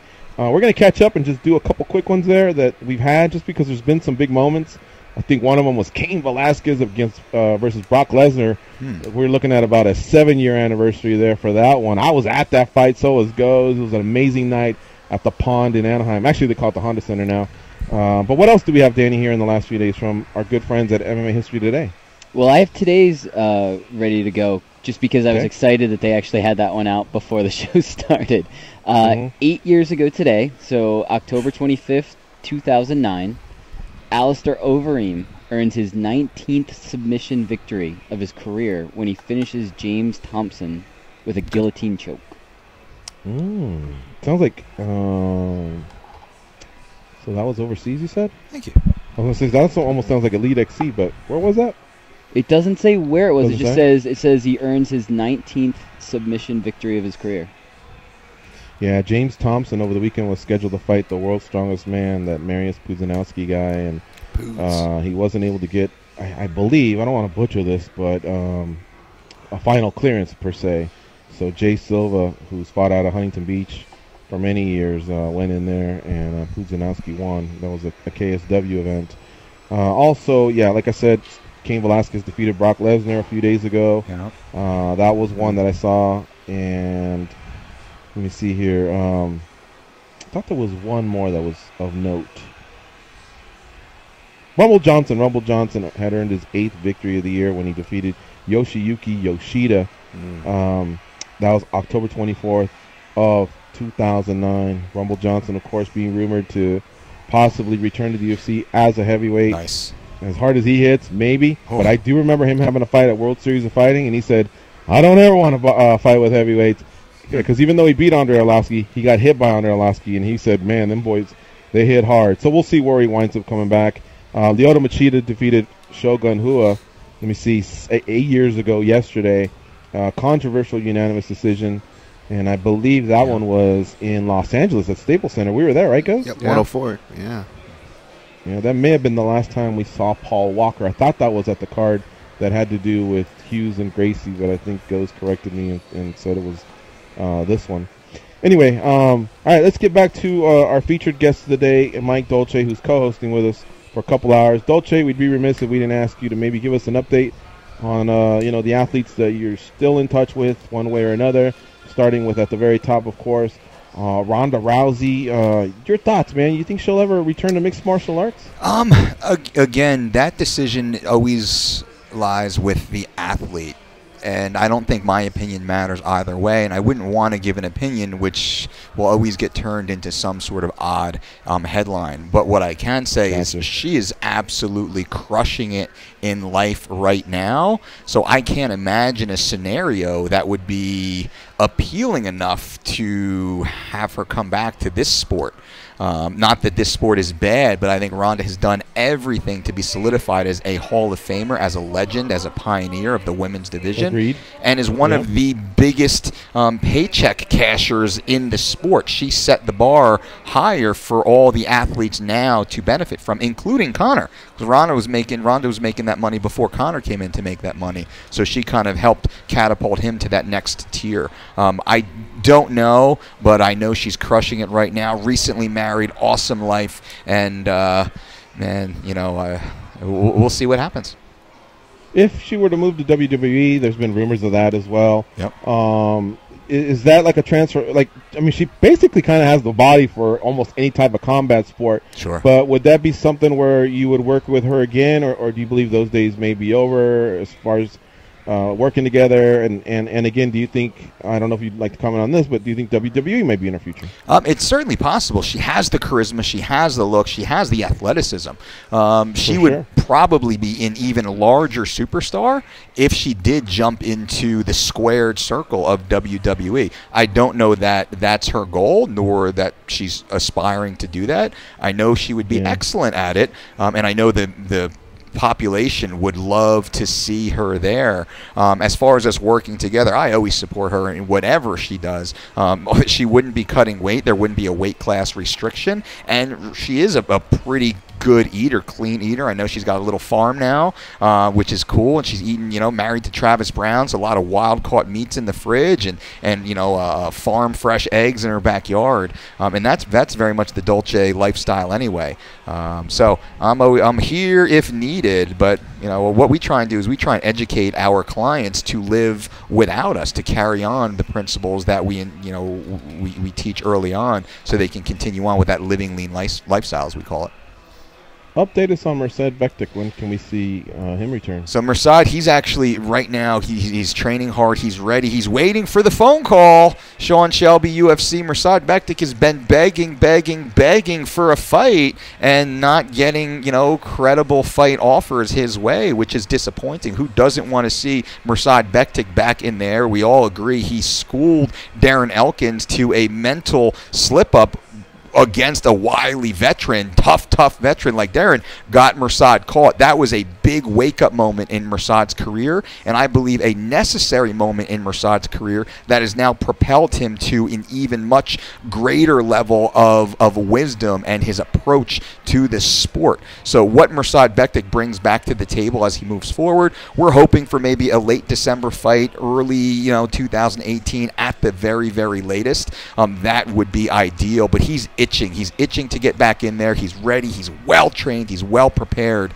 And Merced Bektik, he is the future of the 145-pound division. I can say that 100%. This young man will be the world champion within 3 years, most likely within 2 years if they'll give him a damn fight. You know, that's what we're just trying to get, a damn fight, so the kid can get back in there. But he's coming, people. Don't sleep on him. All right, cleaning up a little bit from the earlier portion of the show. Goes, you had a second part to a question if fighters would vote for fines. You want to finish that? So behind the scenes, yes, if we all gave them a form to fill, what percentage would say, yeah, let's go with that strict fine, and what percentage would say, nah, kind of like cheating? For the PEDs or the weight cutting? For weight cuts. For the weight... Well, I guess both. For the PEDs, the clean fighters would sign up immediately. The clean fighters are already begging for it. They would sign up immediately. The gray area athletes, they would want some stipulations built into it. Well, what if this situation? What if that situation? They're always looking to live in the gray area. So I say that decision would be based upon their current lifestyle, how they're living. With the weight cutting, I think the athletes would need a little more education on what that means. I think there would be a great relief for athletes to understand that they're not expected to cut these massive amounts of weight anymore. They're not going to be given these short notice fights when they're not prepared. They should be guaranteed a minimum of a 6-week notice before fights, so they can be properly trained so they can be in the best possible condition to go out there and earn that money and bring that money home and move through the tier. I think with a 30-minute conversation of what this actually entails, I would say the vast majority of the roster would want to do it. Athletes don't enjoy cutting weight. They would want to get rid of it. The main reason why athletes cut weight is not as much to have an advantage, is not to give up an advantage that the other athlete is trying to assume. So if we can start to wipe that away, the athletes would much rather compete closer to their natural body weight, and I put the asterisk next to their natural body weight. Their natural body weight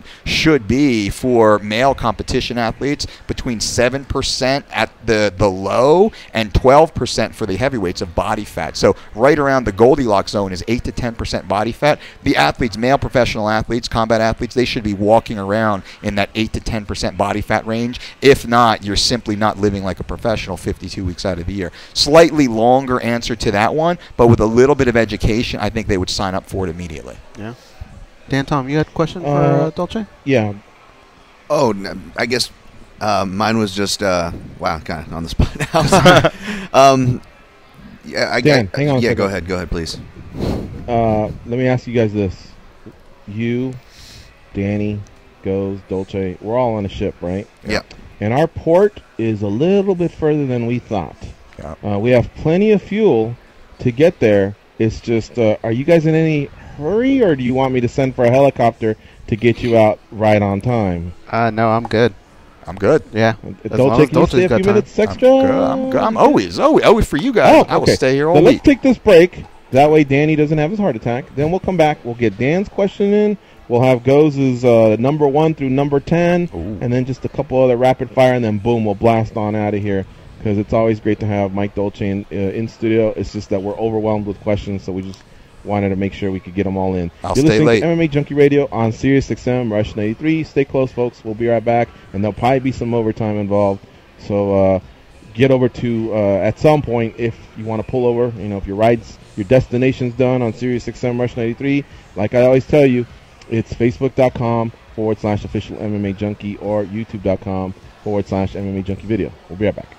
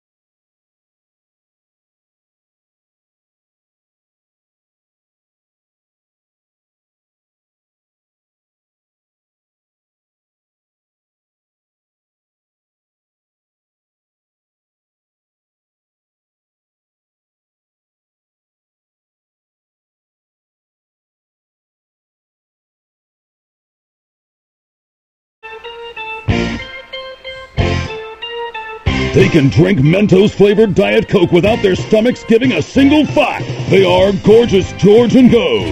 And this is MMA Junkie Radio. Get the radio channel numbers for NFL, NBA, and NHL games sent directly to your smart device. Go to SiriusXM.com/sportsnow, then click Add to Calendar. You'll even get links to listen directly on the SiriusXM app. And don't forget that SiriusXM app houses the MMA Junkie Radio Show, which is uploaded just minutes after the show. Of course, you can catch our replays at 8 p.m. Eastern Time and the following day at 8 a.m. Eastern Time. Again, on your home for combat sports entertainment, Rush 93. All right, folks, we are going to stay a few minutes of OT, and I'm going to turn it over to Dan Tom, the best fight analyst in the game. He's got a couple questions for Mike Dolce. All right, so Mike, we talked a little bit in between breaks earlier in the show about, you brought up the point of, I'm glad that you tie in head trauma to the weight cutting. I mean, there's obviously, a nervous system, adrenal systems, all these systems in our body that are affected by the weight cut. You do a good job of explaining it, but a real hot topic has been head trauma, and not to get, just to give the cliff notes of the story, people who know me know I suffered a concussion in a training camp. It wasn't even during the quote-unquote weight cutting process, was still a month out, but was in camp, was in diet, and we talked about, how depleting water and all these things can affect that brain health. Now, fast forward, I'm working on the media side of the things. I'm grateful been able to parlay, a health problem into a positive. Sure. But I explained to this, if everybody has an energy bar, like a video game, we're just talking about video games, when you're dealing with CTE, post-concussion symptoms, all these things, it feels like you're essentially, even on a good day when you have your rest, your video game bar is just lower than everybody else's. That's something you just kind of have to learn to deal with. Yeah. And this question, although it's selfish to me, I think it will lend to you because it'll allow you to touch on the ketogenic diet, which I know you probably have some opinions about. Oh, yeah. But fire. I have to kind of, look at all these different kind of diets as far as, after this I go, for example, and I do, I have to use a lot of cognitive ability. I have to go write an article. I have to analyze footage. I have to articulate myself verbally on the show. I have to write. And so cognitive function is a real big thing I've been getting into. Sure. Now, people say ketogenic diet, you have to go to a long through process to even get the full effects, yada, yada. There's one end of it. But there are also short-term benefits that even someone like me who doesn't embrace the ketogenic diet, I don't know if I'm sold on it. I do feel that there are some goods to it as far as helping. Maybe when we come back from break, you can kind of elaborate on that because I know people, whether they want to work out or go to work, energy is a big problem for all of us. Energy is everything. That's what a calorie is. A calorie is a unit of energy. That's what all food breaks down to, essentially. Yeah. We have the micros. So let me do the soft exit just to let everybody know, the SiriusXM Rush 93 audience, of course, more combat sports and entertainment headed your way. Yeah. Don't forget, if you missed part of the show, check out the SiriusXM app, download it. It's easy. It's available on tablets and mobile devices. And the rest of us will continue on Overtime at facebook.com/official MMA Junkie or youtube.com/MMA Junkie video. Oh, yeah.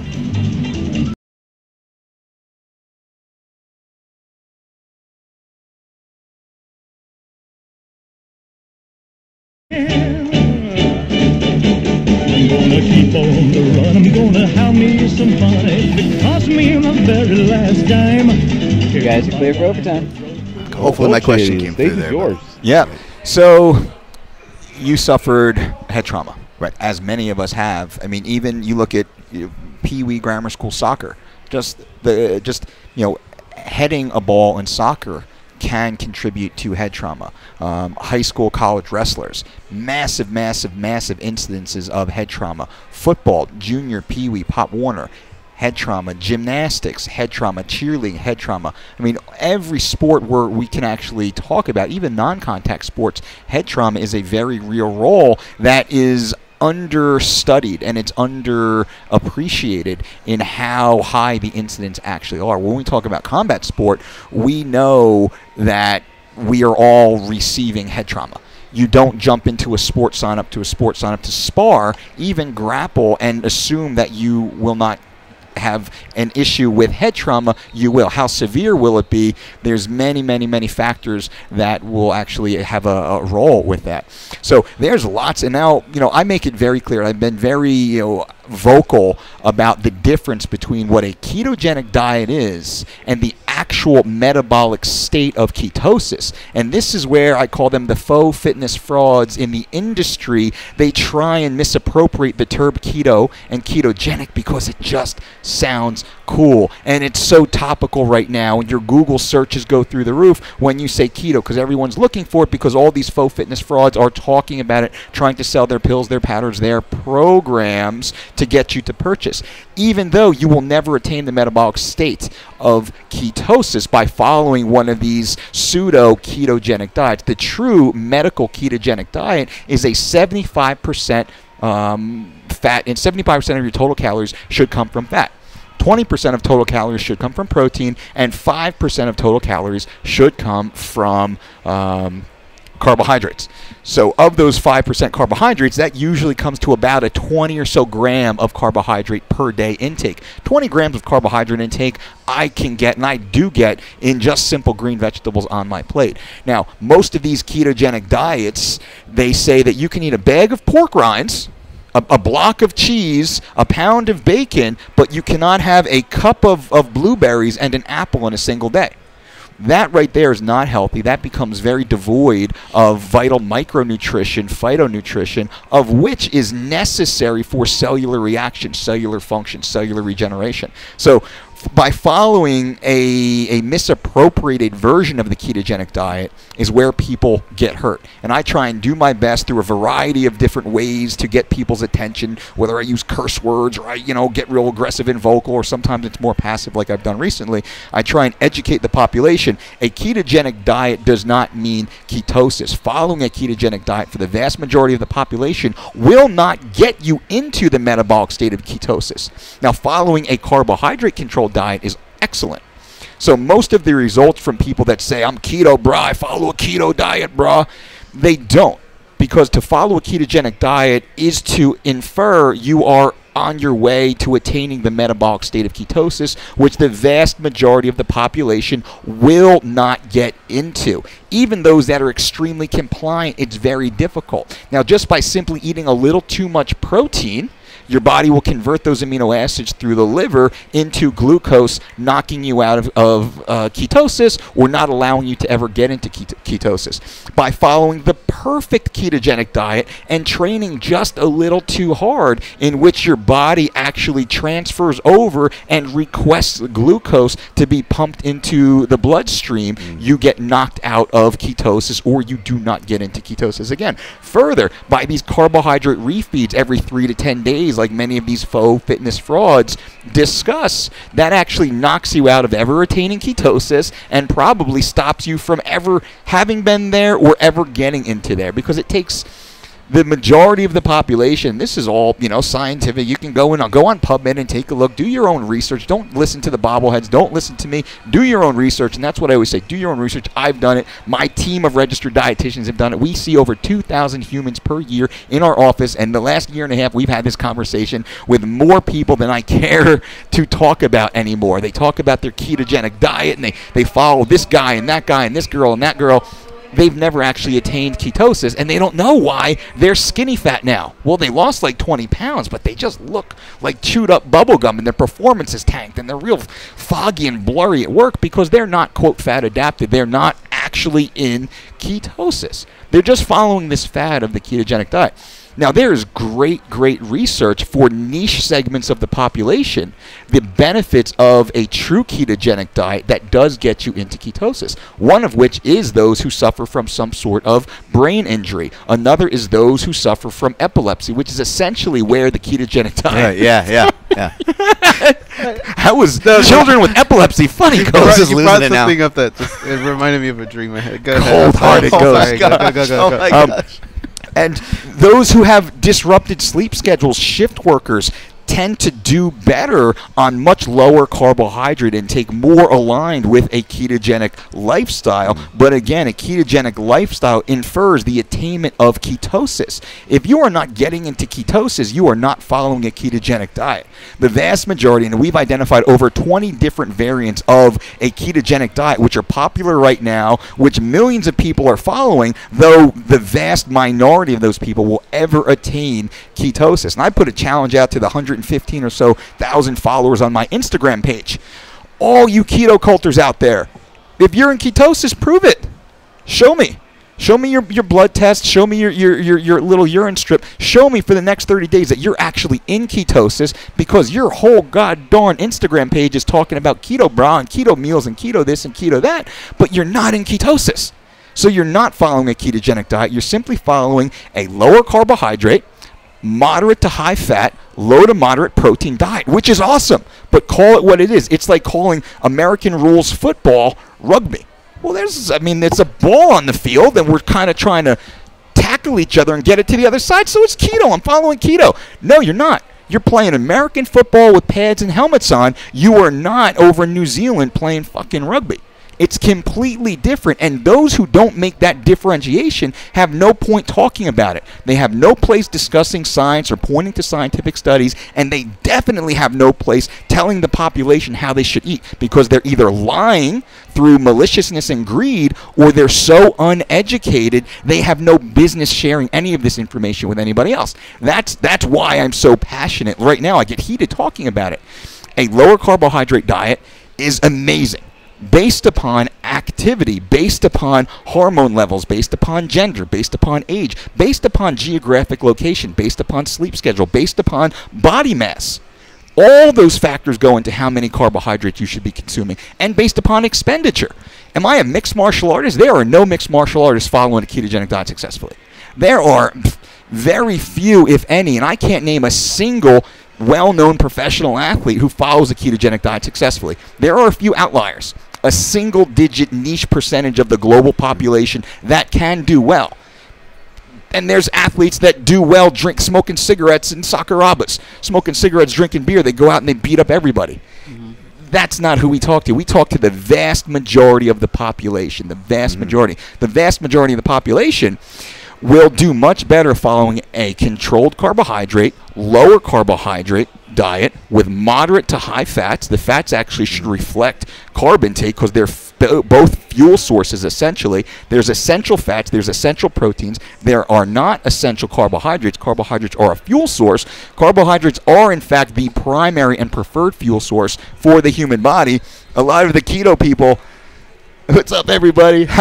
A lot of the keto people say, that's not true. Ketones, that's preferred. That's not the preferred fuel, because the body actually has a built-in mechanism to actually hack that process. It's called gluconeogenesis. Happens in the liver, where the body will convert amino acids into glucose, or even break down muscle tissue and turn that into glucose, because the body needs that as the preferred source. So it's not just my 5'9" Hawaiian frame that's been brought up on carbs and meat and fat that's like, give me carbs. It's just your body actually needs it. You have to listen to your body. In other words, what you're saying there. You have to listen to it, and you can need it more or less based upon activity. But also, I would say that we need to focus first on our insulin sensitivity. How sensitive or insensitive is our body to carb ingestion? Now, my whole family falls more on the side of we're insensitive, or we're insulin insensitive. And what is insensitive? And here's the layperson's explanation. Hopefully people are listening. It's the body's like, I don't care what I do with these carbs. I'm just insensitive. I'm just going to fucking put it on your hips right now. Dudes, ladies, I'm just going to put it on your ass right now. I don't know what to do. Being extremely carb sensitive is that, over analytical accountant, that any calorie that comes in, any carbohydrate that comes in, we call it nutrient partitioning.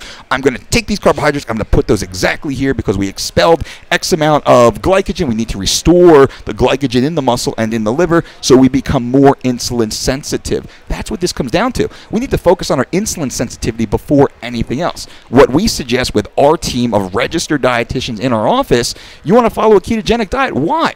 You get your blood work done yet?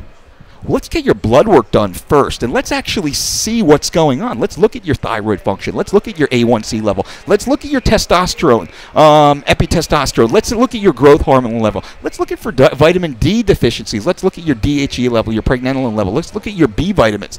Let's look at all these different factors before we just say, hey, keto, brah. Go on the keto diet, brah, and buy my exogenous ketone product, brah, because that's really what it's about. It's about slinging fucking pills, powders, potions, and programs. It's not about education. Our team is a team of scientists who educates first. And that's, hopefully I answered your question. I try and be a little broad, because there needs to be context. The ketogenic diet does not get the vast majority of the population into ketosis. Therefore, it's not a ketogenic diet. It's just a carb-controlled diet. And just one last comment to cap this off is that I may fall into that minority where maybe I am feeling the short-term benefits of maybe a high fat, a small, depending on what the equation calls for, what my day has ahead of it. Yep. But at the same time, one of the things I do like about following you for a while, listening to this program for a while before working with these guys, is that you've always used this word nutrient dense. That's not a hot word. It's a word, in fact, that I don't want to say enables, because that could be a negative word, but you're not saying yes to this and no to this, because anybody saying all yes to this and all no to that is suspect immediately. That's something that we should all know. But I like that, and I've followed your recipes for an Ezekiel bagel with some almond butter and a banana. It's not the end of the world. Like, you actually won't feel that bad after eating that. You actually have surprisingly have energy despite taking a carb. And I like that you're educating that, so that's all. When do you eat that? So I'm going to have something like that. We would say like a sprouted grain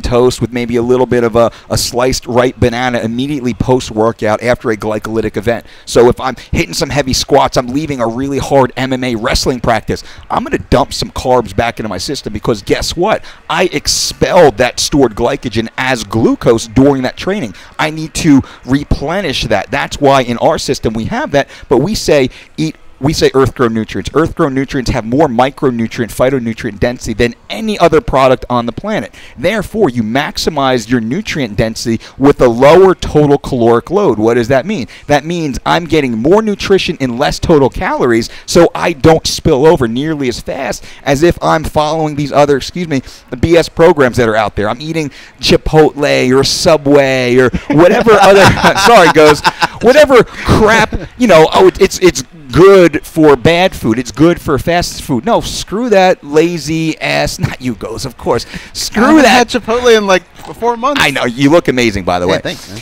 But we talk about nutrient-dense food. We talk about avoiding exclusionary diets. The ketogenic diet, by and large, is very, very exclusionary, as it's been misappropriated. If we're using the medical definition of a ketogenic diet, I'm all for that. I'm all for you trying that. But guess what? It's a lot more difficult to follow, and the vast majority of the population are not as disciplined as they need to be to follow it. Same thing with being a vegan. Being a vegan does not mean you, quote, don't eat animal products. Being a vegan means you eat a wide variety of nutrient-dense plant-based products to ensure you have maximized your micronutrient needs. I know, and we see in our practice every single day, we get vegans in our office that are so damn nutrient deficient, they had no idea until we mandate they get that blood work. Then they're shocked. And we go over their diet. They eat the same thing every day. They eat like, 7 different ingredients, where there needs to be like 40 different ingredients in their weekly rotation. So that's why we push back. We don't push back based upon one single scientific study that we can hang our hat on. We push back based upon the application of the real world individual and following that in modern society. And a lot of these people talking about it, they don't have the experience that we have, which is why I'm so passionate and so forthright with this information. And I'm getting a lot of heat right now, but at least people are listening to the message, and those of you who are educated are actually doing your own research, and that's the most important thing. 100%. So is your diagnosis that those who think they're on ketosis are more likely suffering from neurosis or even worse, halitosis? They are. They could benefit from self-hypnosis? They are. I wish I could come up with another osis for that, but there's an extreme confirmation bias in the ketogenic community, just like there was in the paleo community of, 8 years, 6 years or so ago, where, remember, paleo was the biggest thing on the planet. Where are all the paleo people now? It became, paleo modified and paleo for athletes, which turned into more glycogen back into the Paleolithic diet. And that was an exclusionary diet also, because you need exclusionary practices in order to brand yourself into a box so you can monetize and sell products. That's my biggest flaw as a business. I am not trying to monetize this education. If I wanted to monetize and make money off of keto, I'd have the Dolce keto program, the Dolce keto powder, the Dolce keto pill. We estimated we probably would have made $3 million in the last 18 months if we jumped onto the keto. Truly, and that's just based upon our financial team looking at the stats, the amount of visibility that we have, and the keyword searches of keto. That's a kick in the gut right now. But what happens in the next 18 months when the whole population says, Dolce, you've been fucking lying the whole time. I'm not in ketosis, bro. I'm doing your programs. I'm following your diet. Why aren't I in ketosis? Because you're just simply following a carb-controlled diet, and that's what it all falls back to. So we've been here for 20 years doing this. We'll be here for another 20 years doing this, and most of these keto bras out there, they're flash in the pan. They're in and out. Within a 18 to 36 month period, you're going to see this wave crest and fade away. I worked at those guys. Sorry, Dan, those guys were basically a cirrhosis on the proper diet. Yes. A cirrhosis on the proper diet. That's a good one. That's a good one. Yeah. Dolce have to incorporate that. I worked at a Whole Foods for a couple of years, so I've seen a lot of these profiles. By the way, paleo bar is worst protein bar. I'm going to ask you with the best protein bar in 1 second. Okay. And just one more note on the vegans. Yeah, there are two different types of vegans, but the vegans that were more vocal that came through oftentimes were unloading boxes more than actual vegetables. It was a whole bunch of, I call them the box vegans, and I would just be like, you're preaching to me, but as a meat eater, I'm buying more fresh vegetables on the weekly over there in the produce section than you're coming through with your processed boxes. So there is two different dissections there. You can go buy a label like Dolce is saying, but it doesn't translate to what the label advertises to be. That's exactly. And we have vegan programs in our system. We don't have an exclusionary system. You can be an omnivore, you can be a pescatarian, you can be a vegan, you can be gluten-free, you can be dairy-free, and then, of course, nut and allergy-free, all within our system. We're non-exclusionary. Our principles still hold true for each one of these niche parts of the population.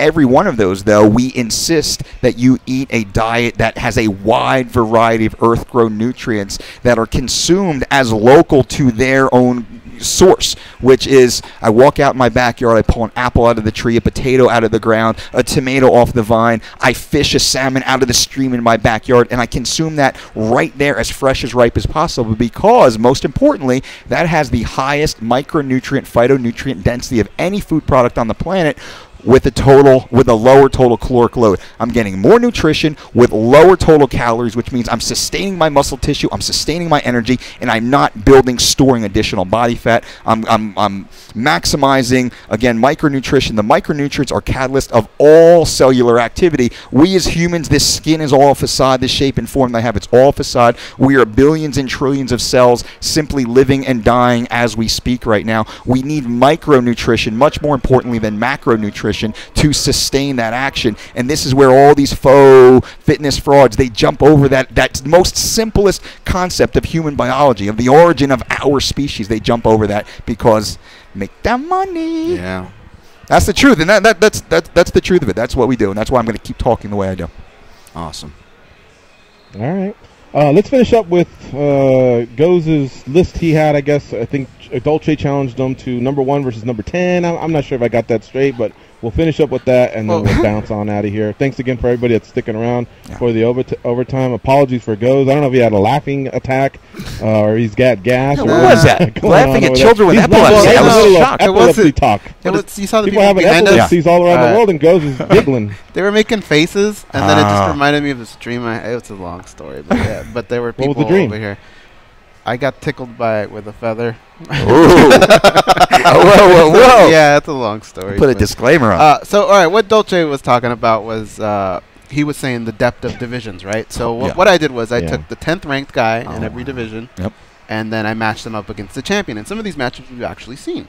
So right now, as it stands, if we went with the UFC flyweight division, and I use their rankings, even though they're not the proper rankings, but I use theirs for the sake of our conversation. It would be John Moraga versus Demetrius Johnson. We already saw that. Okay. As I'm going through these guys, just try and think, where would you put your money on that number 10 guy where you think maybe you'd stand a chance? Cody Garbrandt versus Marlon Moraes. Not a bad one. Max Holloway versus Renato Moncayo. All right. Conor McGregor versus Michael Chiesa. Tyron Woodley versus Santiago Ponzinibbio. Chiesa's got a shot, man. He does, yeah. Do we answer now or at the end? No, just keep it in your head.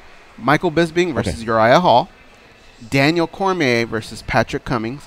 For me, I think that might be the biggest disparity. That happened already. And it happened already. Stipe Miocic versus Stefan Struve. That also happened, and it went the other way.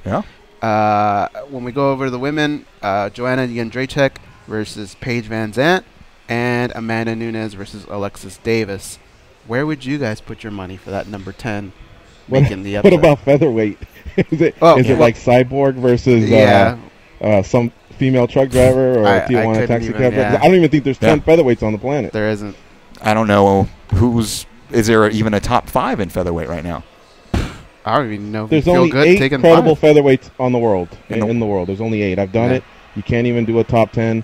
I was even going to jump in there, Dolce, because you had quoted Dana White, or maybe paraphrased. Yep, Dana paraphrased. said, "Oh, well, the divisions aren't deep enough," and I'm thinking, why the fuck did you create 145 for women? I agree. You have one star, and then after that, there's this dramatic drop off. Yep. You're using 35ers to go in there and dispute for the featherweight belt. Yep. So yeah, I mean, we don't even have that. But where you do have a lot of fat on the steak is at 55 and 70, even 45. There's almost 100 athletes under contract with the UFC in each of those divisions. Yep. So yeah, you could probably stand to lose maybe 30 of them in each one, still be left with 50, and create these other divisions and make headway towards safer weight cuts. Yep, and that's where you drop to 70, you throw in a 65 and a 75, and like you said, George, now we have 30 in each division.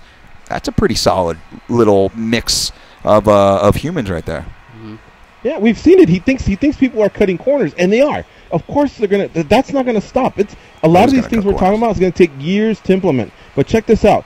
George Masvidal went up. Yeah. You don't think he'd rather have stopped at 65 instead of 70? You know what I mean? And Masvidal may fight a guy who only cuts to 70 because 75 is not available to him. Yep. Therefore, he would avoid that bigger guy anyway. So Rafael dos Anjos moved up. He's having success. Cowboy Cerrone, prior to these last two fights, he moved up. He had success. George Masvidal, same thing. So there's plenty of cases of guys that have gone up and done well. Kelvin Gastelum's done well at 85. He was just barely missing 70. Perhaps he could be a guy that slips in there at 75. Yeah. Obviously, we can go on and on, but to answer Goz's question, Conor McGregor's an amazing athlete, but if he does have one kryptonite, it's that ground game. If Chiesa just commits to just taking him on the ground, he'd have a shot there against McGregor. Marlon Moraes is a pretty standout athlete. I have to see more out of Cody Garbrandt, but I think he might have a shot as well. And like Goz stated, Struve did beat Stipe one time. I don't know if he beat him this time, but either way, when they did fight, Struve handled his business. Correction, yes, Cormier got Pat Cummins, but don't forget Pat Cummins made him cry in college. Just kidding. And then Uriah Hall versus Bisping. Those guys used to train together. I'd love to get Uriah Hall's thoughts on that. Wow. That's happened many I don't times. think that. Yeah, I don't think there's ever really been too much discretion on what goes on behind the scenes from Michael Bisping. Maybe he could tell us as well. But yeah, I mean, when you get to the UFC, man, number 10 can take out number 1 in some divisions.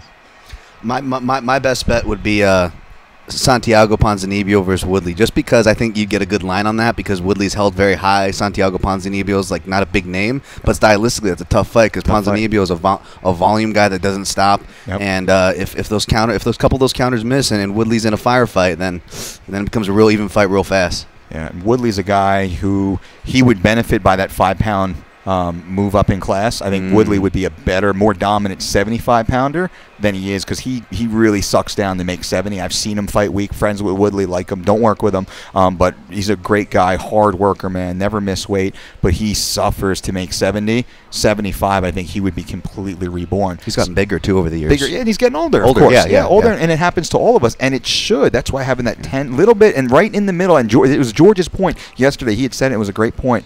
55, 65, 75, you only add one division. You pull out 70, you throw in 65 and 75, but there's so many athletes in that cluster right there. That's going to be the biggest benefit. Yeah. And then as you 75 to 85, another 10-pound jump. And I'm not mad at a jump between 85 and 205 right now. And like I said, we got George St. Pierre, who's back on the scene. We let him close out the division with a farewell 170 fight to give it the proper send-off. Everybody's happy. Done. I like it.